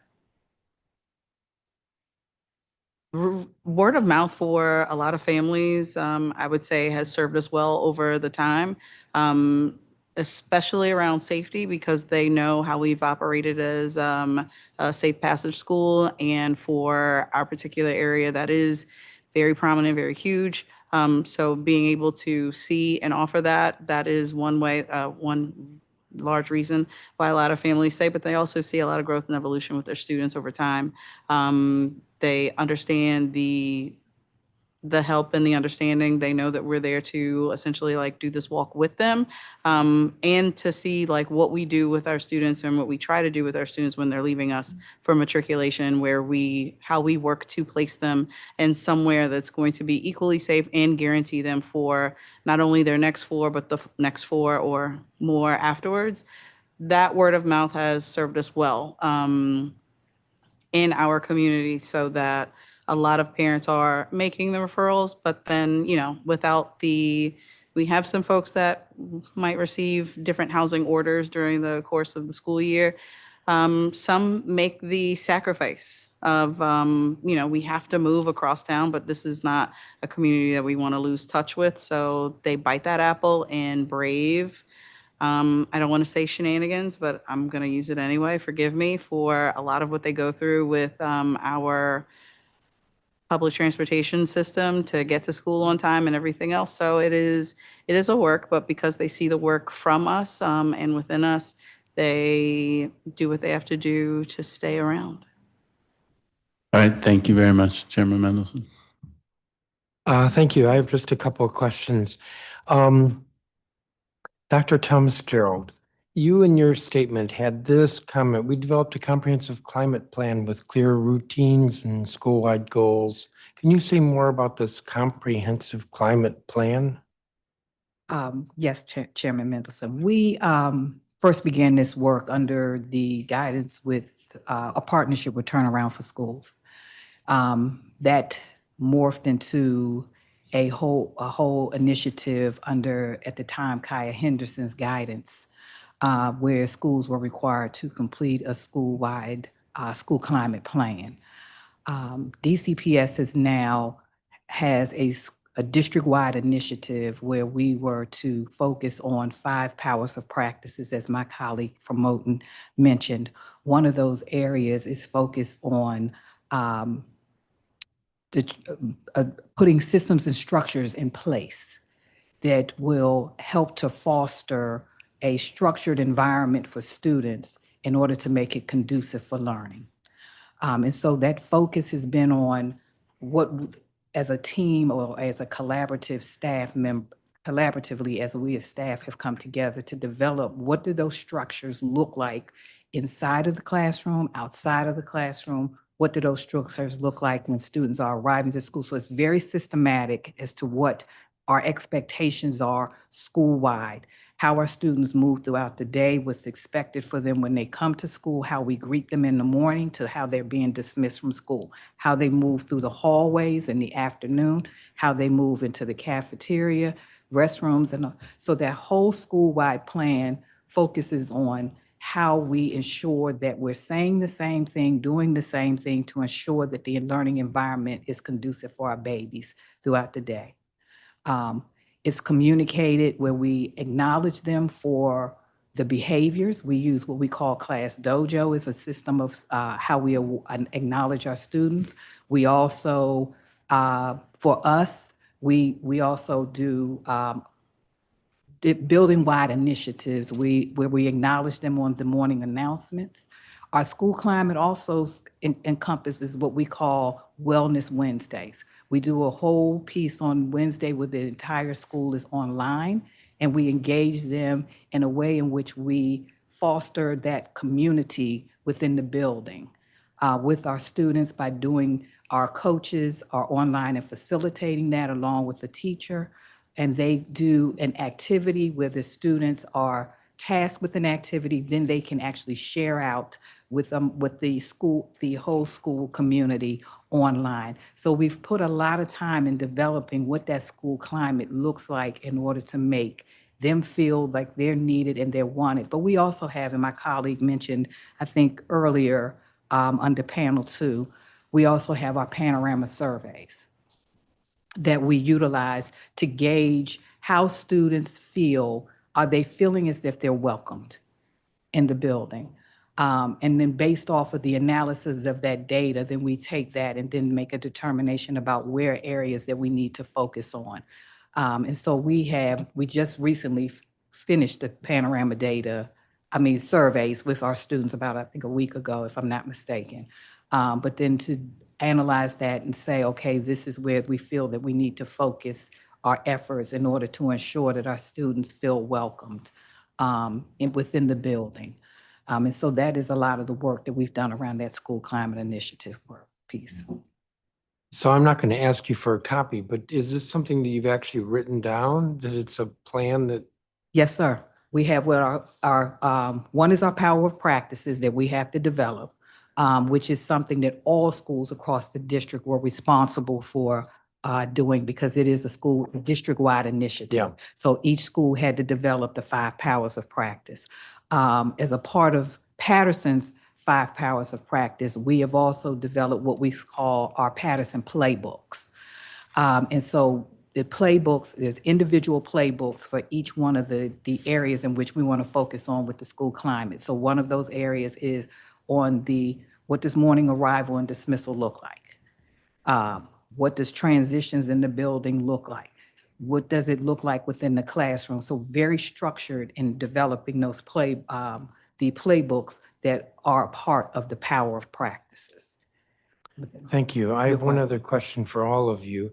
What more could the council or the city do to support your school and expand your practices to other schools? Maybe we will start with Ms. Hardin Simmons. Don't want all the questions going to the other side of the table. Yeah, no worries. Thank you for the question. I spoke a lot about chronic absenteeism. It is something that is top of mind for many schools within KIPP DC. And I think like the things that would be really, really helpful here is just really trying to provide additional support to families, especially families in Ward 7 and Ward 8, to get kids to school. We've heard from many people that like if students are here, we can do the work. And so like some of the things that I suggested was just like expanding the supports that we are providing families. Specifically, we give tokens, we give the passes for students, but not necessarily for our families. And so, you know, the challenge there is that like the kid can get to school, but of course the kid has to come with someone, especially in ECE and elementary school programs. And so that could be something that's helpful. Another support that would really help our schools is just like expanding our supports inside schools when it comes to mental health services and supports, not just for our students, but also for our families as well. I think we have all sat at schools where students are like, I want to be at school. I got to go to school for this thing, which is great. Like we spent a lot of time creating that infrastructure so that students want to be at school. They feel seen at school. They have someone who they can go to, right? But if they can't get there, that is barrier, right? And so like, what are we doing to support families so that we can get kids to school? I think that would be something that would be really supportive for us, I promise. Thank you. Dr. Gassamia? I would definitely name transportation as something that could support schools, especially in Ward 7 and 8. Around chronic absenteeism, that is something that we are fighting on a daily basis. Moton made a lot of progress last year with reducing chronic absenteeism. We were able to reduce it by about 7% last year. But when I say it took daily work, daily focus, daily intentionality on getting that 7% reduction on chronic absenteeism. It's a lot of work that goes into it. And also there's so many barriers that are outside of the school's control. One thing, Moton is, if you're familiar with Moton or not familiar with Moton, Moton sits on a hill and in the Anacostia area. And on inclement weather days, like when it snows and DCPS still has school, the bus routes don't go up the hills. So we have a lot of chronic absenteeism on that day because we have a lot of students who take the public buses to get to school. So fighting inclement weather on those types of days, like that's hard for us, but we know we're going to have high absenteeism that day just due to the environmental factors that we're working within. Are you saying the city doesn't plow or salt Morris Road? I'm not saying that they don't salt or plow, but the bus transportation will not come up the hill on certain days. I don't know what makes the determination for the buses not to go up the hill, but that is the case for Moton, and it does impact our absences. Interesting. I interrupted you. No, that's okay. It was a good question. Also, in thinking about like for our students who receive special programming, our students with IEPs, how we have OSSI buses to help transport those students to the schools where they can receive their services. For our students with chronic absenteeism and like who are historically chronically absent, if there are transportation barriers or even mental health barriers, right? Because kids get to school, kids are not making their choice to come to school, right? Like that's through the parents, that's the adults. But if we could support families who, your child may be chronically absent because, the caregiver, mom, dad at home, whomever it is dealing with, severe chronic depression because they just lost a child, which is the case, like we're experiencing this in real time, right? Mom cannot get herself out of bed. She needs support, right? But if we had a school bus or something that could help pick up kids, like how we do for our students with IEPs, if we could have something like that could be in place for students who are historically chronically absent, depending on what the barrier is, I think that would be helpful as well. And then again, speaking back on mental health supports, we all know post-pandemic, mental health has become a big topic of discussion, and it's a big area of need. We see it with our students, we're seeing it with their families. We're uncovering a lot of this work through the work we're doing around chronic absenteeism and attendance. We know that there's a huge need for wraparound support. So how can we support mom who's struggling to get out of bed? How can we support her with some wraparound mental health supports at home, right? What are the resources out there and how can we make sure we're maximizing those resources? Additionally, our staff, it was mentioned during the earlier panel, how do we make sure we have these good people in the building, right? We're retaining teachers, we're trying our best to retain staff, but they need mental health supports as well. I'm talking all the way up through administration. Like the work that we do is very hard. It's very exhausting. It's a lot. And I would say the majority of us, and I can speak for Moton, those of us who are there doing the groundwork and the footwork day to day, we don't mind to do it, but it is a lot of work. And we do need mental health supports in place for our staff as well. Thank you. Nia White? A few things. So I do want to start out by saying like DC Connect is one of the most amazing things that has ever come about in the city. And I appreciate everything that went into the development and the continuation from that or for that service from the city council to the mayor's office. It doesn't solve everything regarding chronic absenteeism and overall truancy. I will say that it is drastically underestimated how much time, effort, and attention that each individual school building or administrative team has to put into getting students to the building. Outside of shadowing to see what that work is, outside of phone calls, home visits, driving to pick up students and bring them to school and or home, outside of paying out of pocket for transportation services, linking families to the whole nine. On top of having to try to instill and make sure that every student is doing their best with their growth and achievement. Figuring out how to, again, don't want to make sure that everything is wrapped around budgets, but it would be a blessing if every school had or was given support specifically for attendance people, that's all that they had to do. So that the academic folks could do the academics solely and that there was no detraction away from that. I understand that that goes into, again, finances and budgets, not always guaranteed, but if you can make a wish, then you make a wish.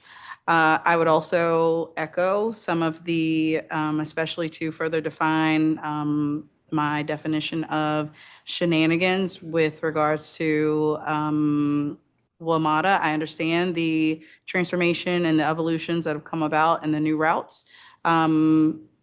There is some handling and some care that we do need to figure out and think through, especially with regards to routes and how populated those routes are. So the new, I think, C21, that is a bus that takes over 10,000 kids to school every day. And the timing of those buses and how many students get passed by when they're at the stop on time to get picked up to be to school on time, but the bus is already overcrowded, so now they must wait 30 to 45 minutes for the next bus, kind of works against an already uphill battle. Additionally, I would add for our collaboration with CFSA, my recommendation would be some sort of in-house restructuring there. When we do see agents from CFSA, they seem to be spread across the city with a family here. They need to shoot across the city to see a different school and a different family, again, across town, where it might be easier if they work a little more central to location by having particular wards that they serve versus individual families, which strains them all over the place, but then also puts, I think, more of a time constraint on how they can be impactful to families and schools. But I think all of that and lifting or considering lifting some of the obligations that the schools have to hold as a result of decisions that are, again, as other colleagues have said, out of our control. So the school has to own ratings and repercussions from what their attendance or truancy or absenteeism rates show, but they're not the sole responsibility holders of that. And yes, so that also needs to be considered about how much schools are being held in some way, shape, or form at penalty for aspects of things that we, again, are out of our control and we can't hold. Lastly, I would say that there's a lot of merit with particular programs on the teaching side where there are teaching residents that get to come in to a building and stick with a teacher full-time every day to develop their own individual chops at how to become their best teaching self so that they can then take over a classroom and be successful. If the council could see it in their hearts to fund and help stand up a program that does the same thing for leaders, because that's the other thing that is a driving agent for school success, where there are folks that are, or organizations or networks can apply to receive funding to call it an additional. So in Center City, there are 6 principals. And with whatever funding or opportunities the city council could support, there could be 6.5 or 7, so that that particular person could stay with an instructional leader all day, 24, not 24 hours, but full-time, so that they can develop the full chops at the transitioning and expectations of leadership for the continuation of things that could be great in buildings. Teachers and coaches, it's a large shift when you transition out of the classroom and to building or being the sole person responsible for an entire set of school buildings, students and scholars. I mean, students and staff and families. So it's interesting work, and it's easier when folks are being built from the ground floor all day, every day to support that work. I'm way over my time, but Dr. Thomas Joel, do you want to add anything? Sure. I do agree with my colleagues as well. One of the things that I think is of uplifting for me as it relates to attendance is the accountability factors in which schools are being held accountable in the instance of preschool and pre-K babies, and the need for them. It's not mandatory. And I think that for me, I think it's of utmost importance that those babies are just in school, just in every day, just as much as their counterparts. But it is not mandatory for them to be in school. So therefore, when we're utilizing those attendance initiatives or drives to push parents to have them in school, there's no accountability for them. And so I think I would ask, if possible, if that could be revisited, because I think they need to be in school, because oftentimes when children are coming in at kindergarten, they've missed a lot of the foundational skills that they could have developed had they been in school, in preschool and pre-K. That's one. The other piece that someone mentioned was about the social emotional supports and having wraparound services. A lot of that work we do, where it focuses on our students and our families. And I think it's critical that we need to continue to lift that work, because it is critical in order to ensure that they are in a position where they're mentally in a space that they can now deal with the job in which we're performing. However, I also think, and my colleague from Moton mentioned this, because it is a monumental task for us, but it's also very pressing on us when you're dealing with various things of crises in your own personal. And so I'm thinking about my staff and how the staff at times will present to myself or my assistant principal situations in which they personally are experiencing personal crisis, and then having me as an administrator to maintain a level of calmness, trying to address their personal needs. One of the things that we did, and we were not able to do that because of the funding and how we moved around our funding, was in the prior off of the pandemic. We actually had someone that came in that did social emotional work just with our staff. We had a person that would come in 2-3 times a week. We had a room that was designated to the side for the staff. They could make it during times that they had downtime, not during their instruction, of course, but downtime, they could go in, make an appointment, meet with that person, and whatever they engaged in a conversation with that person during that time remained with that person. That information was not shared with us, but the staff felt the need to have that, because they too were experiencing things within their personal lives that affected them being able to perform in the school. So I think that was critical. Another thing that we experienced at Patterson, and fortunately we've been able to have a psychologist for the past 2 years, was the lack of a psychologist. There are some positions that are just high needs positions that are hard to fill.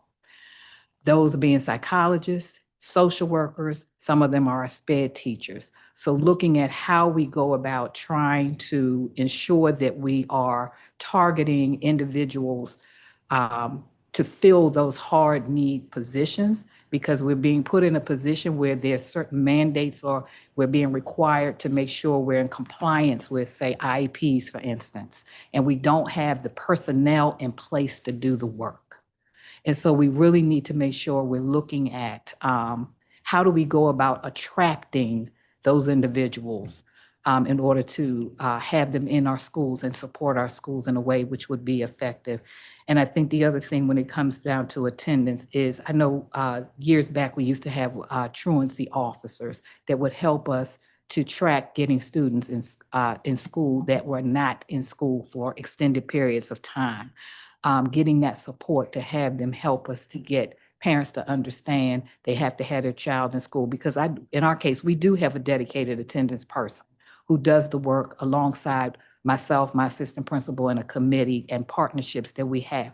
But it's monumental. When we're being asked to be held accountable for getting kids in school every day, we need other resources to push parents to understand the importance of why they need to be there. We're pushing it, but I think they really need to understand this is the impact of it if your child's not in school every day. Okay. So thank you. Thank you. Thank you, each of you. Councilmember Freeman. Thank you very much. I have, You know, I finished my question before the 10 minutes was up. oh, is that right? I am going to aim for that, but then you took some of my time. This has been an incredibly useful conversation, I have to say. And so grateful for that. And themes that come out, the truancy issues, the attendance issues, the transportation issues, very striking. And so I'm going to have a couple of questions in that area. First, though, at KIPP, I think you talked about a growth in the number of clubs that you have. And can you just speak briefly to how you achieved that? Did you get outside players to provide services? Did you ask your teachers to take on additional responsibilities? How did you get there with the growth in the clubs? A bit of both. So every year at Promise, we do an audit. And that audit is for our staff, our students, and our families. And we're asking, like, how can we continue to improve? How can we be better? How can we be your school, essentially? And one of the things that came up, especially coming back from the pandemic, was like, we want to be a part of the school more. That came from our families and from our students.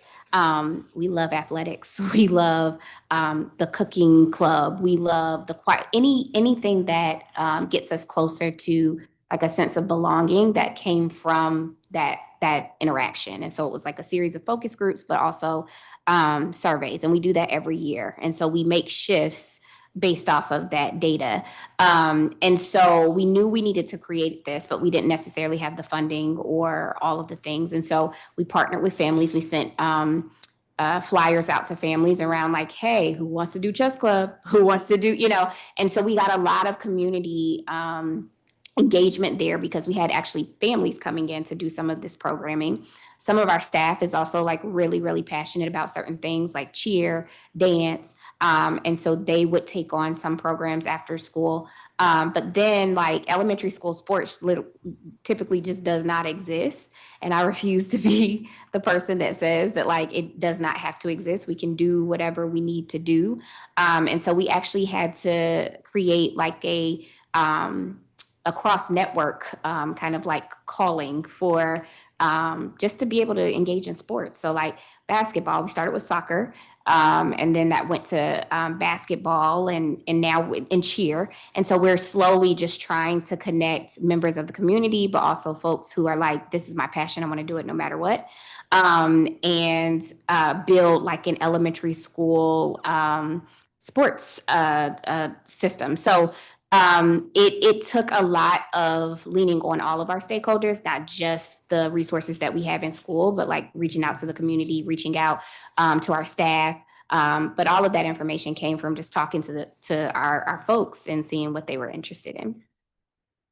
Fascinating how much it comes organically out of the community and the community of your school. At Patterson, I think you said you had Flamboyant and then you had the turnaround for children. How were you able to get both of those programs, and how much overlap is there between the two? Okay. When I first came to Patterson, the relationship was non-existent between staff and students. Patterson was a reconstituted school in my second year there. And so one of the things that came out of that was that staff, first of all, and parents did not feel as though it was inviting with the relationship between the administrators and the community. So we had to foster that. So we had conversations with staff. We've had conversations with parents about how would we go about trying to foster and build that relationship. I somehow came across Flamboyant as one of the partnerships that help you to foster those relationships, and we utilized our school funding to support that effort. When it came to you asked about school climate, am I correct? What's the second? Well, I'm wondering, just you've had two significant programs, Flamboyant and then Turnaround. And I Yeah. think you might have said Flamboyant's period ended and. Yes. Yeah. I mean, it's great that you Yeah. had both those programs, but how did you do it? How did you get both of them? Turnaround came about, and I'm just going to be very transparent. We were initially, when I first got there, the superintendent at my time told us we were going to be in transit turnaround for children. And that's how we began that partnership with Turnaround, which then birthed into other things when we became a school climate school under the initiative of Kaya Henderson at that time. And then it's just grown over the years. So that's how we actually became a partner with Turnaround. Family engagement under Flamboyant was because of the feedback that was given to me as an administrator and the need to develop and foster those relationships. So we chose to partner with Flamboyant in order to do that. So we utilized our school funds to develop that partnership. So actually, I'm going to linger here for a little bit. You seem like a good news story about a turnaround school. It sounds like it was a school that was struggling, brought in a new leader, created partnerships, and then built forward to a place now you're a bold school. I think we had somebody from Garrison who was on the edge of being closed, and now they've gotten to where they've gotten. Is that a fair characterization? When you came in, were you part of a turnaround? They were not part of Turnaround when I got there. No, but part of turnaround in the sense of this is a school that needs a dramatic restructuring. It did. Yes. And so I'm trying to remember who was our leadership at that time. I think it was John Davis was the chief of schools at that time. And I guess in consult with whoever the leaders were at that time, chose to reconstitute Patterson because it was in dire need of a reconstitution. The staff had been there for a period of time. You saw where it was not effective with the staff that was in place. The community was in turmoil. A lot of, for lack of a better way to say it, some infighting that was going on, not only amongst staff, but you would see it amongst parents and parents and staff. The need to put in place some structures, very strong structures to help foster those relationships because the community was not, it was in turmoil at that time. And then once you got started, how much autonomy did you feel like you had? Like one of the things when we talk about turnaround schools, and I know the word turnaround turns up in a couple of different ways, but a school that was in trouble and then there's an effort to get it turned around. And one of the dynamics in our conversations is to what extent will that be top down from central telling people what, or OSSI telling folks what they need to do, and to what extent will that be ground up with school leadership saying, here's my assessment and here's what the community is saying and here are the things that we should be doing together. How did it work for you? Initially, the conversation was about the reconstitution of Patterson. That was birthed out of my speaking with staff, garnering information from them, but also parents, and having my instructional superintendent to hear me along with, at that time, Chief Davis. And they took that information and made the decision to reconstitute.